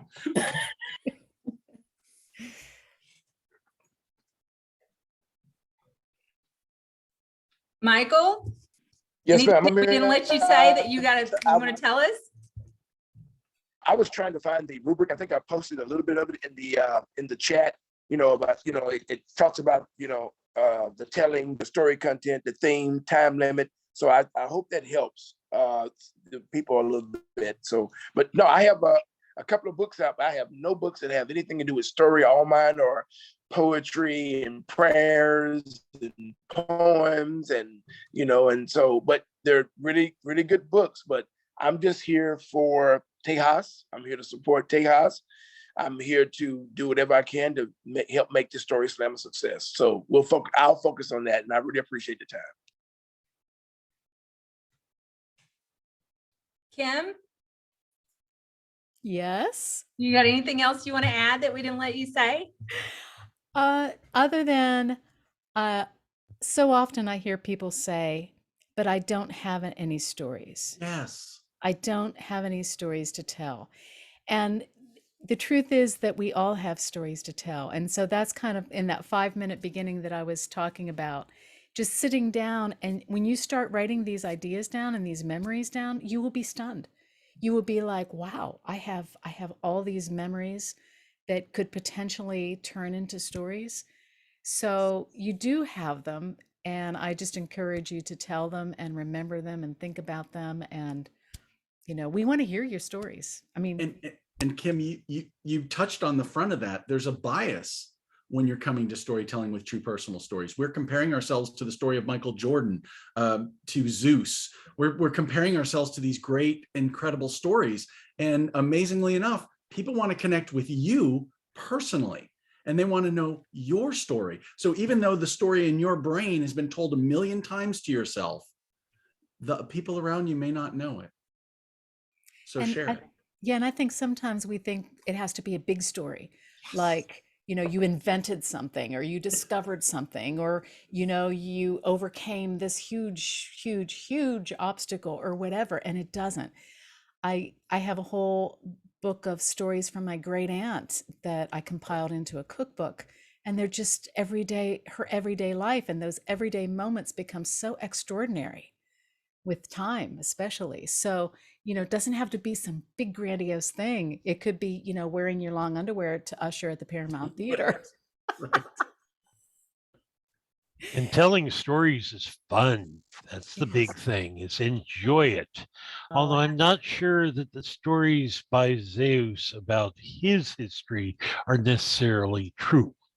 That's right. And I think my point was, we compare ourselves to those big stories all the time. And we start thinking, oh, my story's not worthy of a Zeus story. My story's not worthy of a Michael Jordan story. When have I ever been Michael Jordan? Hey, people want to hear your stories. People in the chat want to hear a story, y'all. I think you could go for it, Michael. Oh, no. No, serious, because you're going to be the whoever wants to volunteer then. But I think we should do it. And I think we should do it in 5 minutes off the top of our head. It can be plain truth. I will let you pick anything that you want to tell. Before we do that, if any of you need CE credit, okay, we ask that you fill out the evaluation, which is in the chat. And in that evaluation, you can give us your email. We'll send you a certificate. And even if you don't need CE credit, please fill out that evaluation. That's what we use for getting grants. And Valerie Kimball would be very happy if you would do that. Which reminds me, before we start telling stories, Valerie Kimball is putting together a video for grants. And in that video, she needs a 1-minute story Thank you, David. to include to say why Tejas needs money to tell stories. Granting it, No, I need examples of great storytelling. 1-minute examples of great storytelling. Yes, examples of great storytelling. So you're telling a story, so it's not, but the goal of it is to be part of our application process. Yes, because the people who evaluate grants are not necessarily storytellers.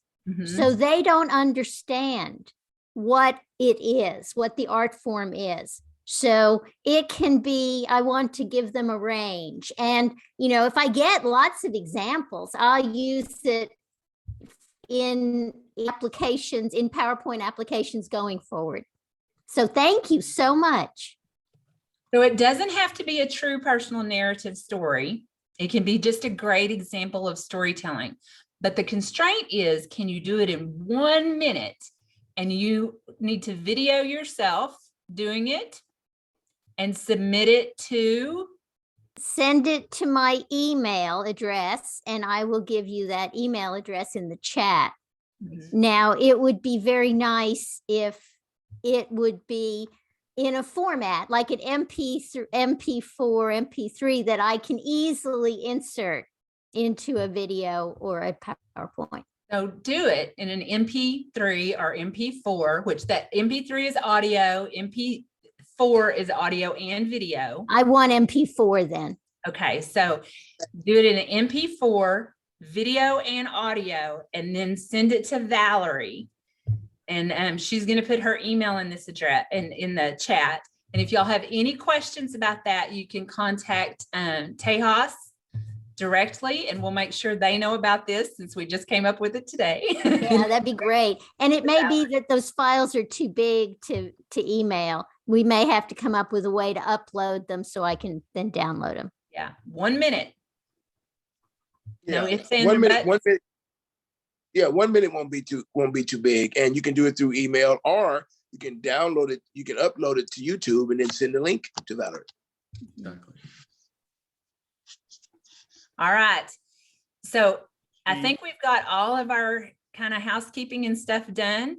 So Can I- now if y'all are ready, let's tell some stories. Shayne, could I have just a minute before we start telling stories? Absolutely. Hi, I'm David Claunch, president. I'm honored to serve as president of TSA board right now. I want to thank you, Shayne, and Paul and Kim and Michael for putting this together. David, one of our tech guys, Deane, our tech people, Viveca, Janet, all of our tech folks. Thank you, thank you, thank you. I know you all have probably heard that we recently lost Dr. Rosa Herndon, one of the matriarchs of our storytelling world. She was a storyteller and a passionate storyteller, and I know that she is extreme, whatever the next world looks like, she's extremely grateful for y'all putting together this today. So thank you, thank you, thank you, everybody.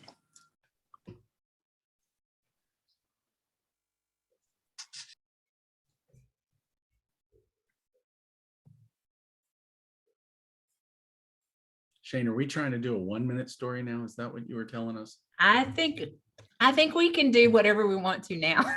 So plain truth, 1 minute story. I have a deadly fear of flying. Like, I will check my watch every second of the entire time I'm on a flight. And so I will see every minute of the flight because I will be like, how much longer? How much longer? And this one time I was in Alaska with a bunch of friends to do some performing. And I was really excited to be there, but it just happened to be perfect weather. And one of my friends said, wouldn't it be beautiful to see Alaska from the sky? And I thought, oh, no, that would not be beautiful. And then I found myself calling the airport and chartering a plane and getting in the plane with my wife and two of my best friends. And I remember holding on to my wife's skirt the entire time, just not letting her go. Because like my brain's biggest fear is watching one of my friends pass away in an accident. And that anxiety was through the roof. And I remember at one point, I started to not be scared. And the pilot looked back to check on me and she said, it might get bumpy here. And it never did. Thank you.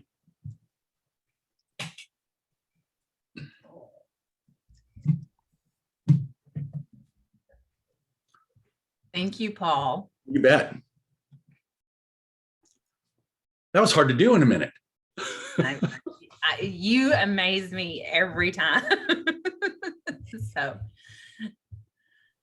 are we going to critique him now? You guys going to tell me how I messed it up? yes. We get feedback. That's a rubric in the chat. That's oh, okay. Thank you. I'll look for it. Yep, gauge yourself. There'll be a recording. You can watch it and go over it in great detail later. And then beat yourself up for everything. Yes, I know how that works. I'm an artist. Well, I want to tell you the plain truth about me. That, and Viveca and I were talking about this beforehand, but that I have stage fright. Getting up in front of people and talking is one of the worst feelings I have ever had in my whole entire life. And almost nothing scares me. But I realize I really am scared of a whole lot of things. So conquering that fear and getting up and telling stories on the fly in the moment from the heart understanding what needs to be said and why am I up there telling it? Well, there's something in me that has something to say. And it has been building up in me my whole entire life. And walking in to the Dallas Storytelling Guild is where it started. And then on to different stages, Tejas included. But I've told on an open mic night in Istanbul, Turkey. And it's really interesting to have an international audience. And I'm just going to tell you right now in front of my window, 2 bald eagles just landed in front of me. So it's like, oh, feeling that's going on inside of me right now. So you get distracted when you're telling stories. I watch everything that's going on around me. But anyway, my Istanbul audience, I completely had them when I was comparing Turkish mothers with Texas mothers and how we are about our families and our broods and our children. And then I completely lost the audience because I realized that just because you see a guy fishing off a bridge at night in a Miller Lite jacket, smoking a cigarette, does not mean that he has ever heard of American country music or Willie Nelson. So totally missed him with that reference. Learned online that the Turks, not so much Willie Nelson fans. I don't know. So that's it. I should have known where I was going to end that before I started. That was awesome.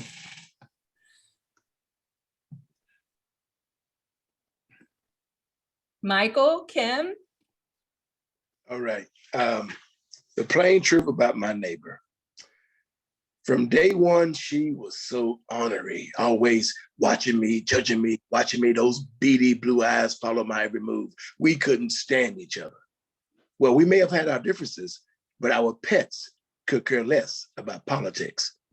Every day, my dog sits anxiously waiting for a little friend. And when she sees her, the barking begins. Then what was once a battleground becomes common ground for my neighbor and I. And as we sit watching 2 animals bonding, we talked, casual COVID conversations. Hi, my name is Brenda, and this is Cassie. My name is Mike, and this is Abby. We did this every day, and our friendship grew. One day she came and said, Mike, please pray for Mom, Jean. Well, her mom passed it shortly thereafter. Still, my heart went out to her. Still, our routine continued. And every time I ran out of those doggy poo pickup bags, Brenda shared. And anytime she'd see someone that we didn't know, I was right there. We decided that our pet's friendship and ours was way more important than politics. God is a genius the way he brings people together at a time when they need each other the most.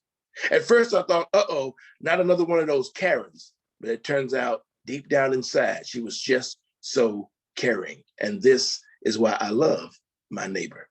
Thank you.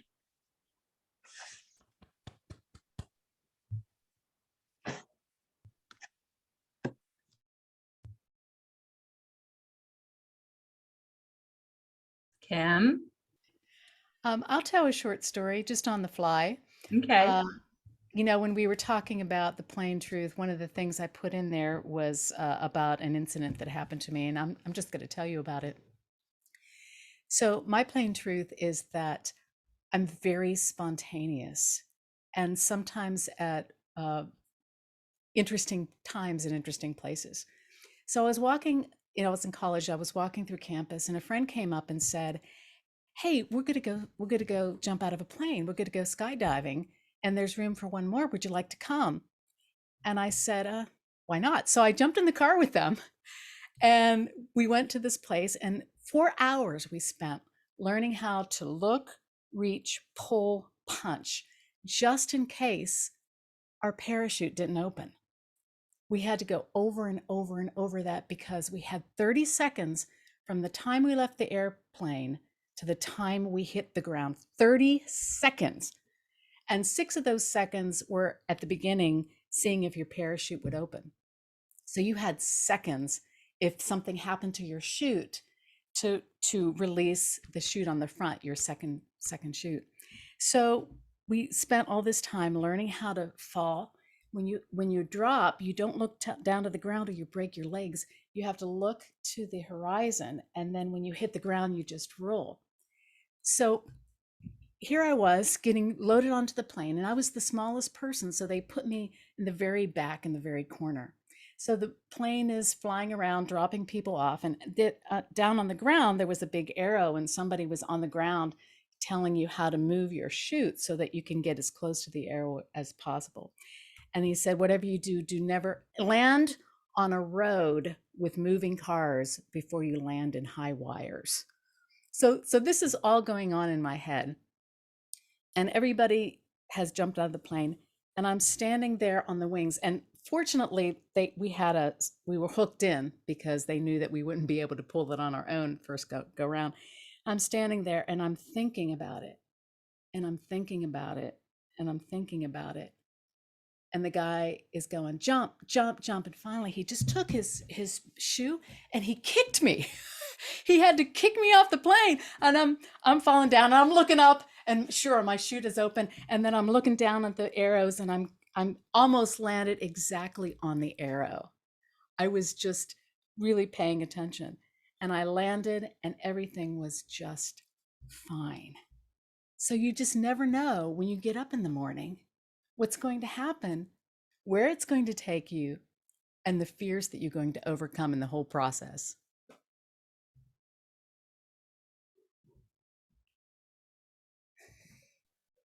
Oh, I love that y'all wrap that up with a moral too. Like we talk about the different ways to end a story and the different ways to start them.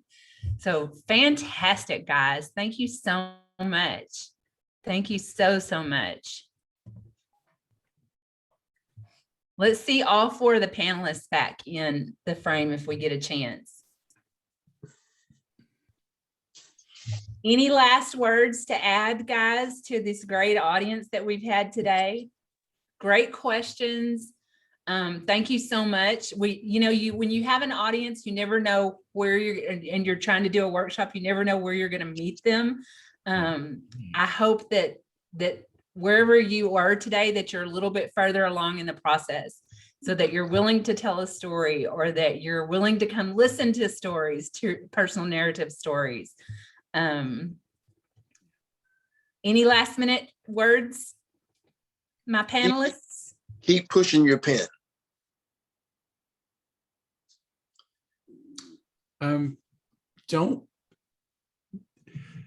It's risky to tell a story where you failed because we think the audience won't love us.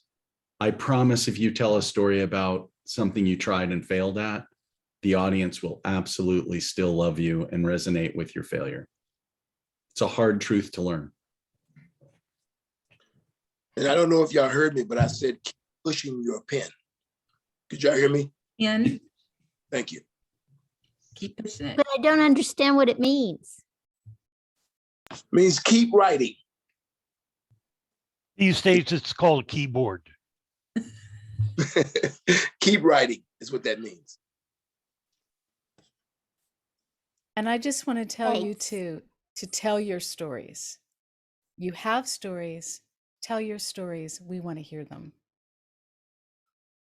And not only that, but the world needs them. True. I want to thank all four of you. This is Jay McLaughlin, that we put all this together. And I thank you so much for agreeing to do it, for working together and bringing us the wonderful knowledge that you all have about this. You have informed at least 50 people of many things that they've never heard of. Thank you all so much. My pleasure. It was great. Thank you for letting me be here.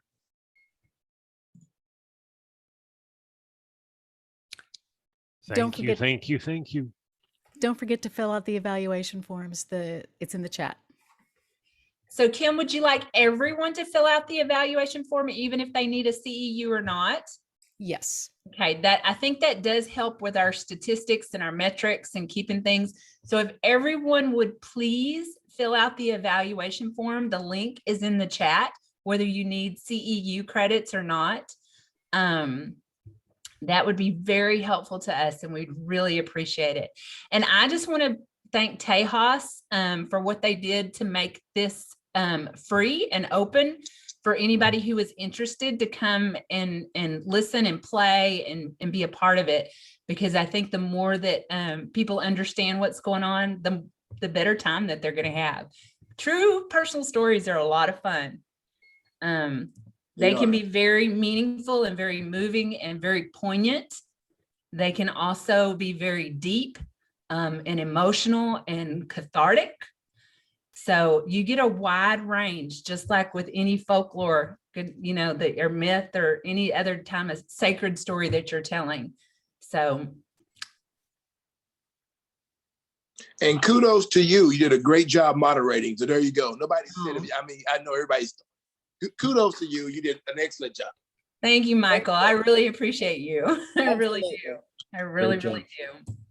Yeah, this is a lot of fun. And like I said, I'm an advocate for the true personal narrative, because they are we stories. They're people that you can relate to and connect with. They're real life people in front of you that have been through experiences that you may never have experienced, or that you went through last week and you're like, thank goodness I'm not alone.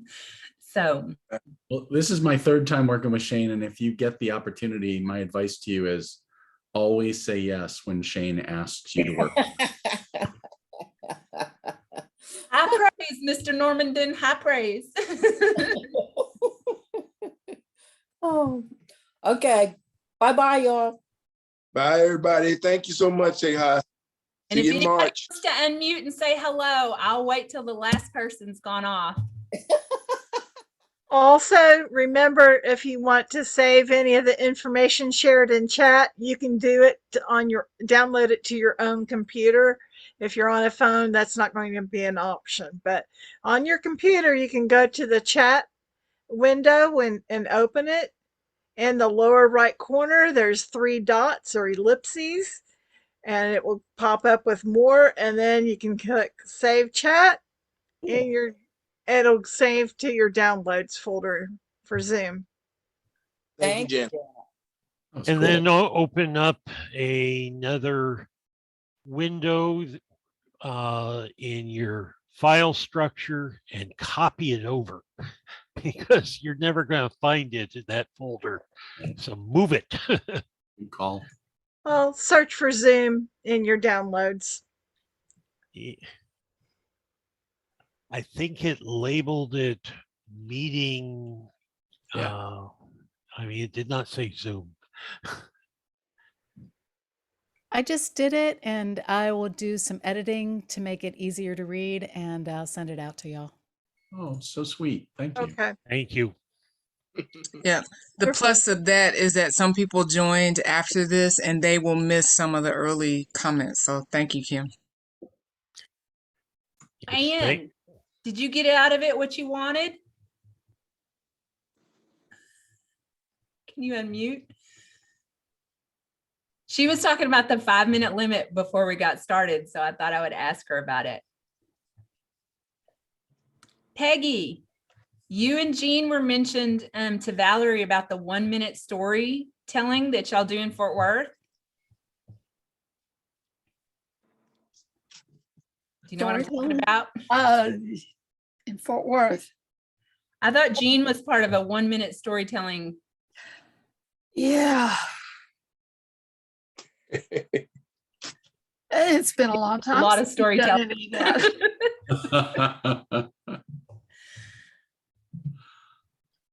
Anybody else want to add anything or talk about stuff before you go? Also, the Tejas Storytelling Association website has links to guilds. A lot of guilds are meeting online, so you'll just need to contact them a few days before their meeting to get their Zoom link. Get your 1-minute stories that lady needs them. Doing a 1-minute or less story is hard. Keep in mind that most of Aesop's stories are a little over a minute. They tend to run 1 to 2. Now me, I do a 7-minute version of his 2-minute story, but that's okay. I'm just curious, Gary, where are you located? Vivian and I are both in Waco. Okay. And I just wanted to say I've never seen you and Richard Nash in the same place at the same time. It's not that you look alike, but every time you spoke, I kept expecting to see him, and I saw you, and I'm thinking, is this real or what's happening here? Viveca, now that you mention it, I hear it too. They have a similar Yeah. quality to their voice. Yeah. Oh, thank you. Start know- playing the flute. People tell Yes. me I look like Santa Claus. And I know another speaker who looks a lot more like Santa Claus. He has the big white beard. And I wish I did. I'm not too unhappy with this one. I'm proud of it. Gary, where Gotcha. in Waco are you? Waco is my hometown. It's not mine, but I've been here 24 years now. So it's definitely, a third of my life at this point. So Right. that's good. I tell people, where were you born? Well, Earth. Because I've lived on 3 continents, gone to 4. My software has visited 5, and that's not counting the stuff that's circling overhead. I have been around a little bit. And for those who don't like this country, I'm sorry, but I have seen far, far worse. We may not be the best country in the world, but we are one of the top. Thank you. Viola, where are you living now? Oh, I'm in Dallas. All right. Yeah. Oh. Are you part of the Dallas Storytelling Guild?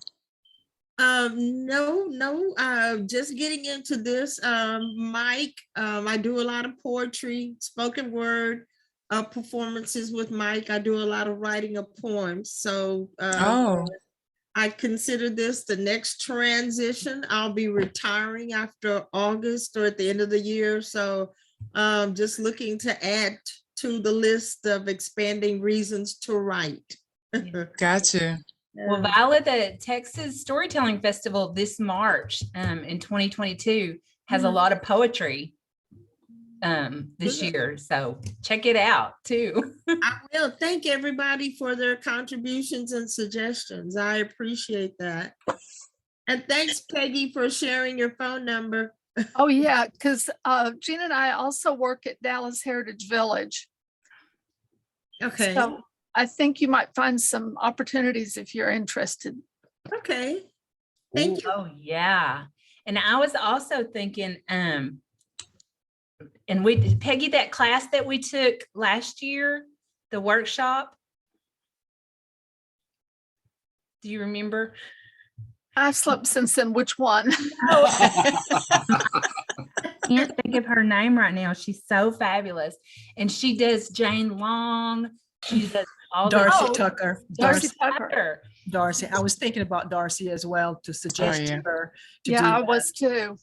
So Darcy Tucker does a workshop that helps you get into the time period and the language. And she has it was overwhelming that about characterization of time period people, but it was really interesting. So Darcy Tucker is another person you should Google her. She's also a member of Tejas, so she should be on the website as well. She does a lot of things with us. And Sheila Arnold also, they kind of collaborated together. And especially coming up next year, you'll get to meet Sheila, so you can even talk with her as well. Sheila is a fabulous resource for all things storytelling. Yes. Yes. Yeah. Got it. Sheila's going to be part of the festival next year. Is that what you were saying, Vivian? Maybe no, kind of, sort of not. I didn't hear from you. Wait, you're muted. You muted on purpose. I didn't hear from you. Okay. Well, Sheila was at the festival not too long ago. Like She likes coming to our. She likes coming to our festival. So we like her coming to our festivals. Yeah. And I I saw she participated in some of the concerts.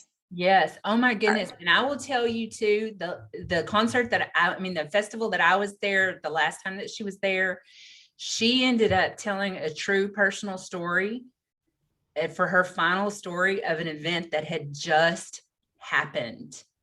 And it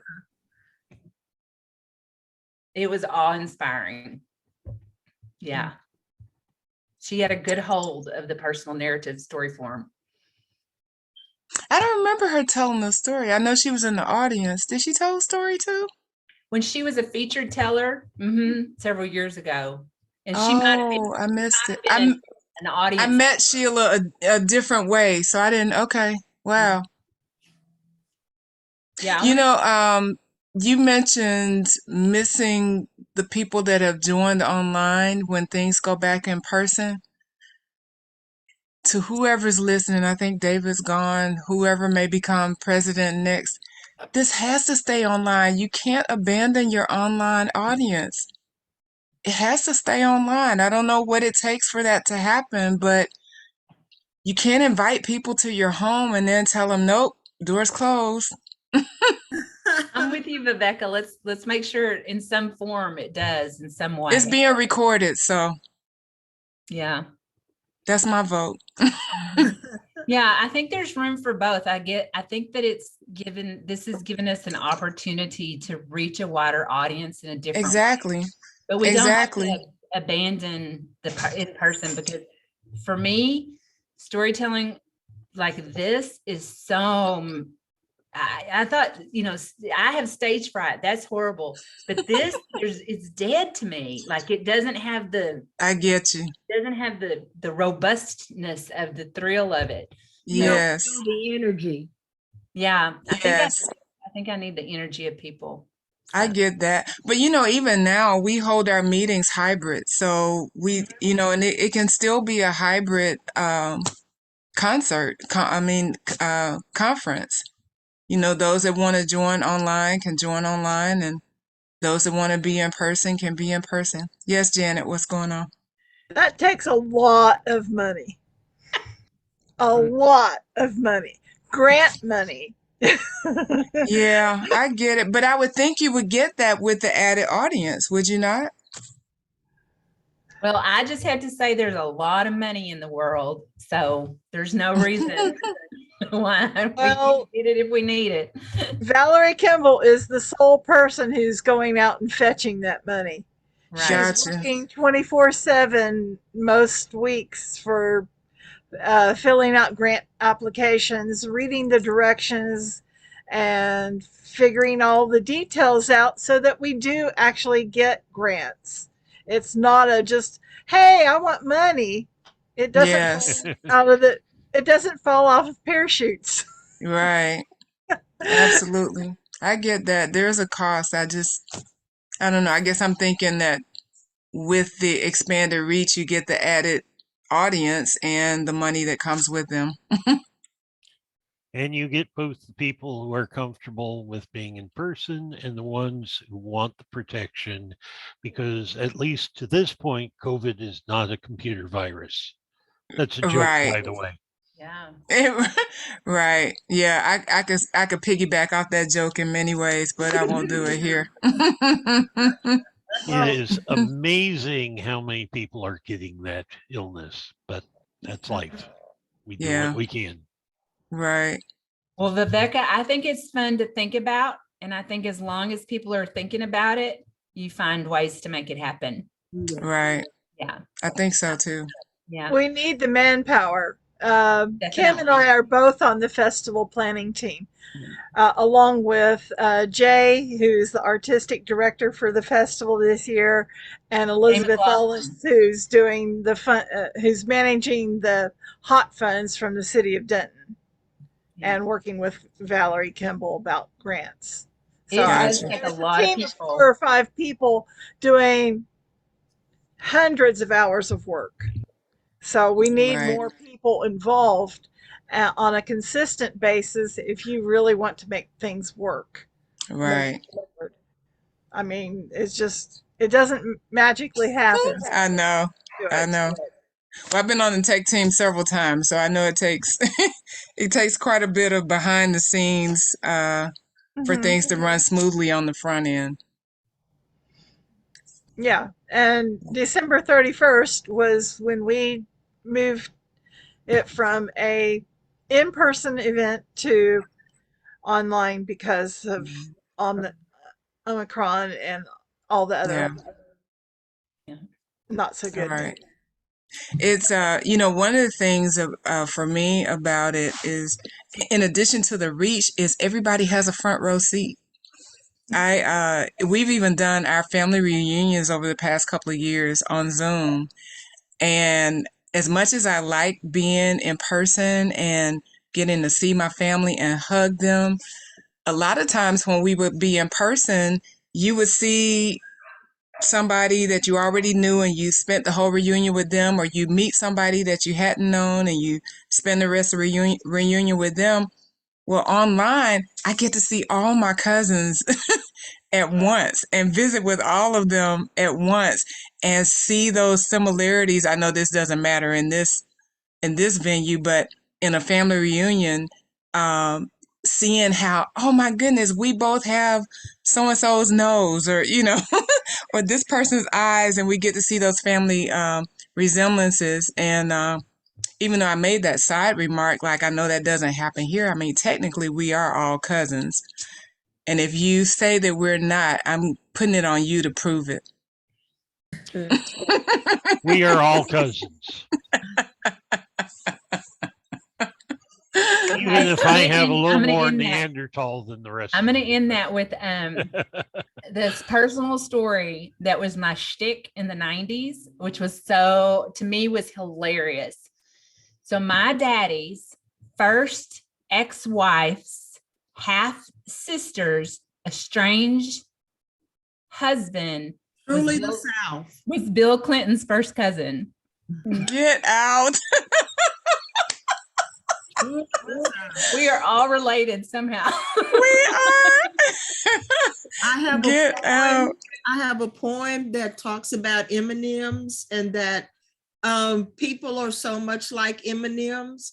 We're all different colors on the outside, but on the inside, we are all sweet.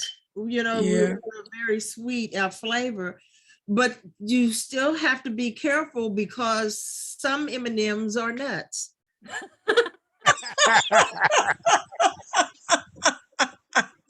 Well, you know, talking about weird connections. Or milk duds. That would have made a good 1 minute story, Vicky, by the way. Still a neophyte, so I'm still learning.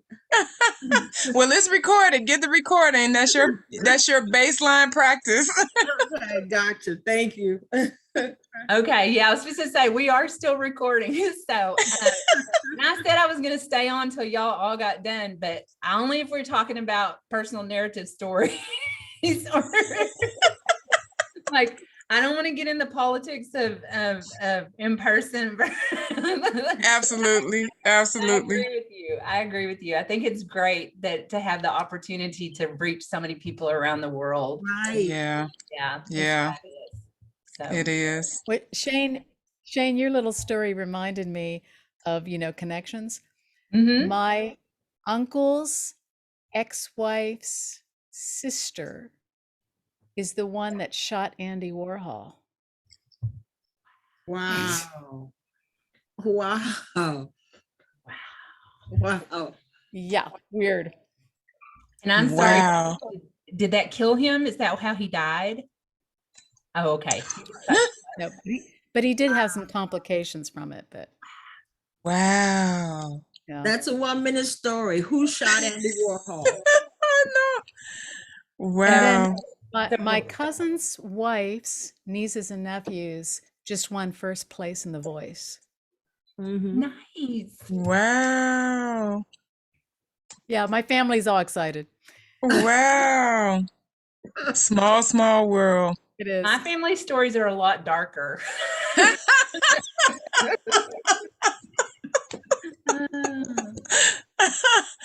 I come from the standpoint that my mom is one of 97 grandchildren on her father's side. So that's where I start with the "you're my cousin unless you can prove otherwise." Well, Viveca, that's what I always say too. It's like I have 4 brothers and sisters that we know of. Yeah, you always got to leave room for the obituary children. There's bound to be somebody to show up on the obituary. The most fun I've ever had so far was doing the genetic test 23andMe and finding all the people I didn't know I was related to. Oh, oh wow. My eyes are literally watering. But that was the funny thing is it took a year before they started rolling in. For like a year, I was telling everybody, I was like, I don't know why I did this. This is not exciting. This is not fun. And then about a year later, they started. It got exciting. And I'm like, this was what I was after. All those family secrets. I know, right? Oh gosh. That's hilarious. Volumes of stories in that. Yes. And the thing is, that's just the beginning. You know, then they have children and they have children. Right. Yeah. In my case, I initially had no plans of ever marrying or having children. And so the saying at that time, I think I got it from my grandma, was you didn't need to know any who was related to you beyond third cousins. Now I have my theory now about why that was a saying. I used to tell my family that everybody needs to show up at the family reunion so we'll know who not to date. Or like the royal families and histories, then you look at him and go, oh, that explains why he's that way. Exactly. But after we married and we had children, I remembered that my mom said it was 97 grandchildren. And I thought, I better find out who they are and where they are, because I married late in life. So, and then my mom is one of the younger grandchildren. So that meant that her older cousins probably had like great grandchildren by the time I was having children. And so I decided I better find out where they are. And I've had some surprises. Like one cousin and I, we went to the same undergraduate school and joined the flag team together, and didn't find out that her great-grandmother, and my grandfather were sister and brother until 29 years later. Wow. Yep. That's scary. That would be. Yeah, I know.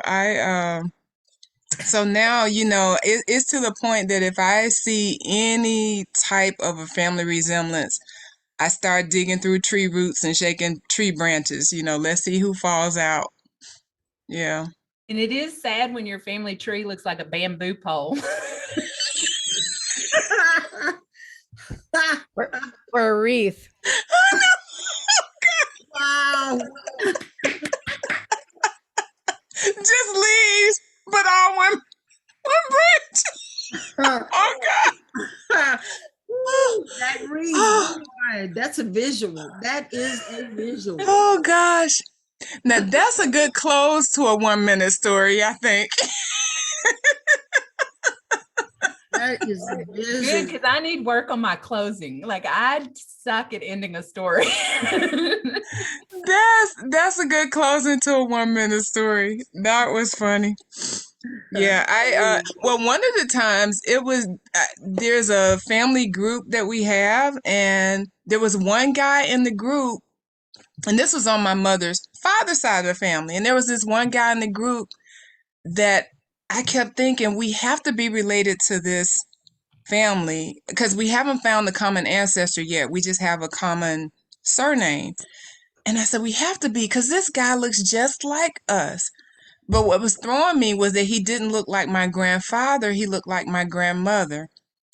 To make a long story short, as Paul said, it turns out it was because he's related to my grandmother.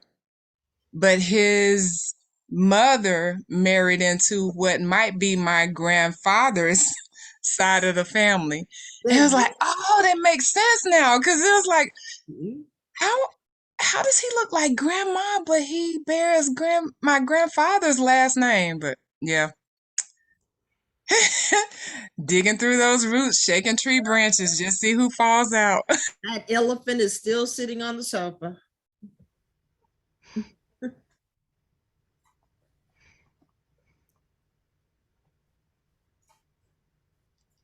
I see some names I don't recognize. Oh, it's telling me my internet connection is unstable now. I'm going to exit out. It's been a pleasure meeting everybody. I look forward Same to here. and seeing everybody throughout this year. A new Yes. chapter, a new chapter. Yes. Well, Viola, well, you said Vicky, even though it says Viola. Vicky, we're out in the Rockwall area, so not too far from you. Okay. And Peggy's there with the with the Dallas Storytelling Guild, so even closer to you. Yeah, and we're meeting online right now, so you can join us for the for our story group that we do monthly. Y'all got to send me some invites. I want to come to these things. Come on. Do you? Oh, I'll put you on the list, Paul. Please. Put Paul on the list. Please. Put me on the list too. I'm on the list, but Oh, for so other you are on the list, Shayne. I know. In spite of all my Maybe I'm talking, settled now, so I get to come more often. Hey, Paul, send a message to the Rockwall, and I'll add your. I don't have your email address, so send a message to Rockwall, and we'll add you. Thank you so much. You get much. notifications. You're welcome. And Paul, put my email address on that when you do it. You join late, don't know, but I can't find my glasses, so I have not been able to see a lot. Oh, well. Well, that's funny. I've been trying. That's a 1-minute story. Yep. It's rockwallstorytelling@gmail.com. And I heard you mention Waco, and Vivian's also in your hometown area with, what's the name of your group, Vivian? Part of Texas Storytelling Guild. Heart of Texas, yeah. Storytelling Guild. So which area now? And Vicky's originally from the Waco area, she mentioned earlier. Yeah. Was born in Waco. Were you? Son, and you left us. There are some interesting stories in there, and one being that Waco, during the time that I was growing up, it was the regional headquarters of the Ku Klux Klan, and people don't know that. And to kind of prove some of that, if you go into the old courthouse building in Waco, there's a history of the city and the rotunda in the round, and it shows that hangings were abolished in Waco in I think it was 1930 something. It's like real recent, and I'm like, wow.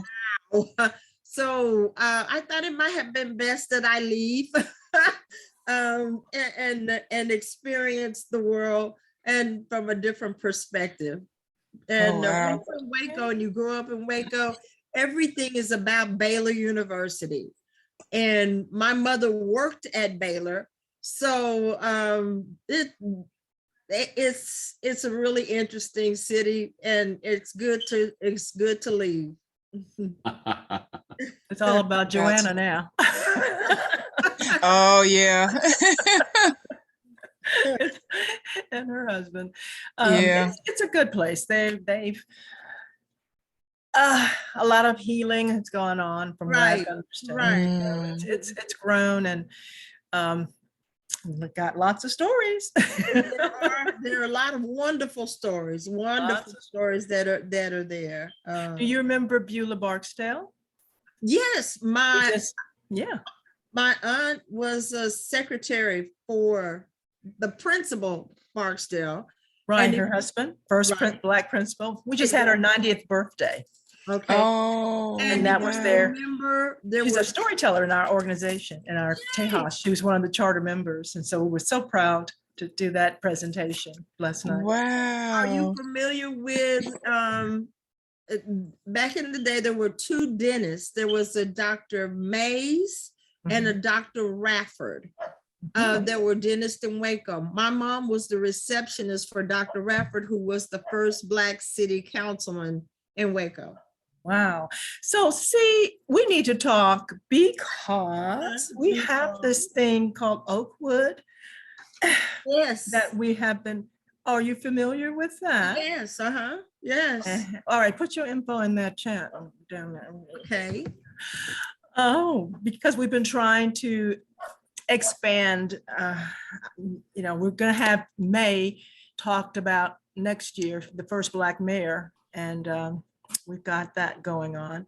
But anyways, we digressed, didn't we, Shayne? Oh, no, because this is the personal stories that we're talking about. But I was thinking about that, about the Oakwood, because you were talking about embodying like characters from this Victorian age. And I'm like, oh my gosh, like it was dawning on me too. So I was going to ask you to tell her about it, Vivian. And you did. This is where the personal stories lead to connection. Definitely. So that would be great. Connect with you on that. Well, and I do want to ask the tech people, because I know that I see you're staying on, and I also said this to me that I don't want to make anybody stay on longer than they have to today. So if we need to go, graciously, thank you for your time and energy. But I wanted to talk and make connections and tell stories in such the way that it happens. And then getting on stage, transitioning that to stage is very different, but this is where it starts. I just added my email.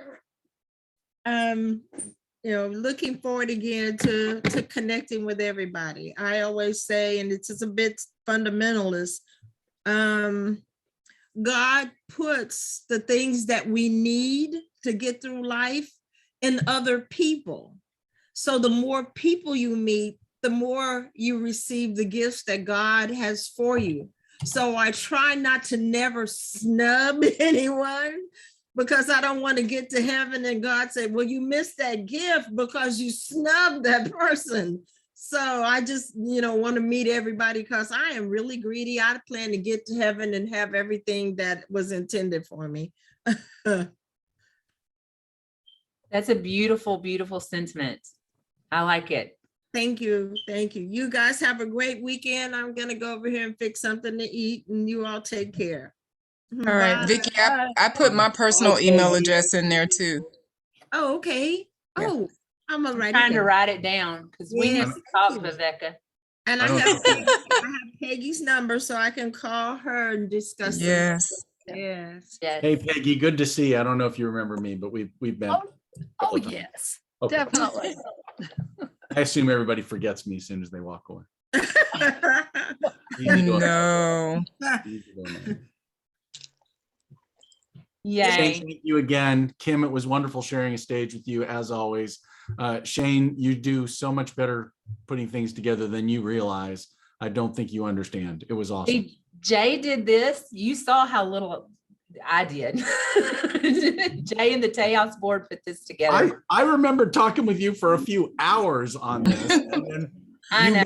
Prep again for this. So I don't know what you're talking about. You inspire greatness. Okay, Well, I'm still editing the chat, so I'll see y'all later. All right, thank you. Bye, y'all. Bye. See you later.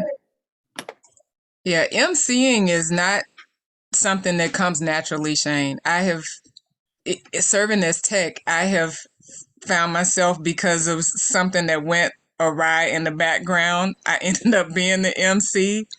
It does not come naturally. Believe me, it's a gift. Well, I'm going to tell you, the very first time that I did the StorySlam and I was the MC, I ended up saying things on stage about myself that I did not want to say publicly. And so I'm just like, I can't ever do that again. I was so nervous. And I was like, that's why I like very much structure, so that I don't accidentally like spill, because my filter is very thin anyway. So I think I did okay. I didn't tell too many stories. But then, like, when those two bald eagles landed like right on this post right outside my window, I was like, I know. I wish you had been on something mobile mobile enough to turn it around. And then I started thinking, oh my goodness. I just started thinking, oh my goodness, if those birds start doing what comes naturally while she's on screen, this could like go really wrong. Okay, so this is a bad iPhone pic, but do you see them? Yeah. They just landed right there on the phone. Wow. Like, two bald eagles just landed right in front of my eyes. And That is so cool. It was so cool. So that, and then I get distracted, and I didn't want to say that. I was. But that was a moment to share with us. Like, I thought it was perfect. Okay. Well, thank you. I appreciate your support. I got my hair sticking out of me on the side. Okay, I'm gonna go. I love y'all very much. I will talk. All right. I think we'll all go. It's been good to see everybody. Bye. Bye-bye.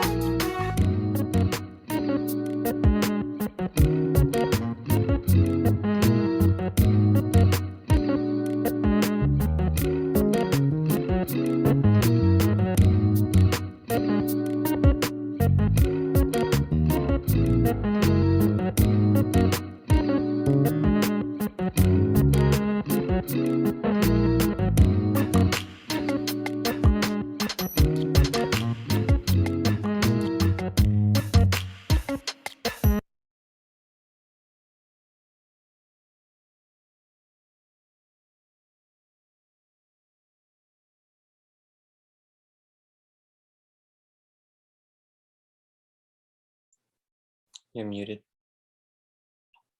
Oh, I clicked it. It just didn't turn off. See you later. Thanks for all your help. Talk to you. Bye-bye.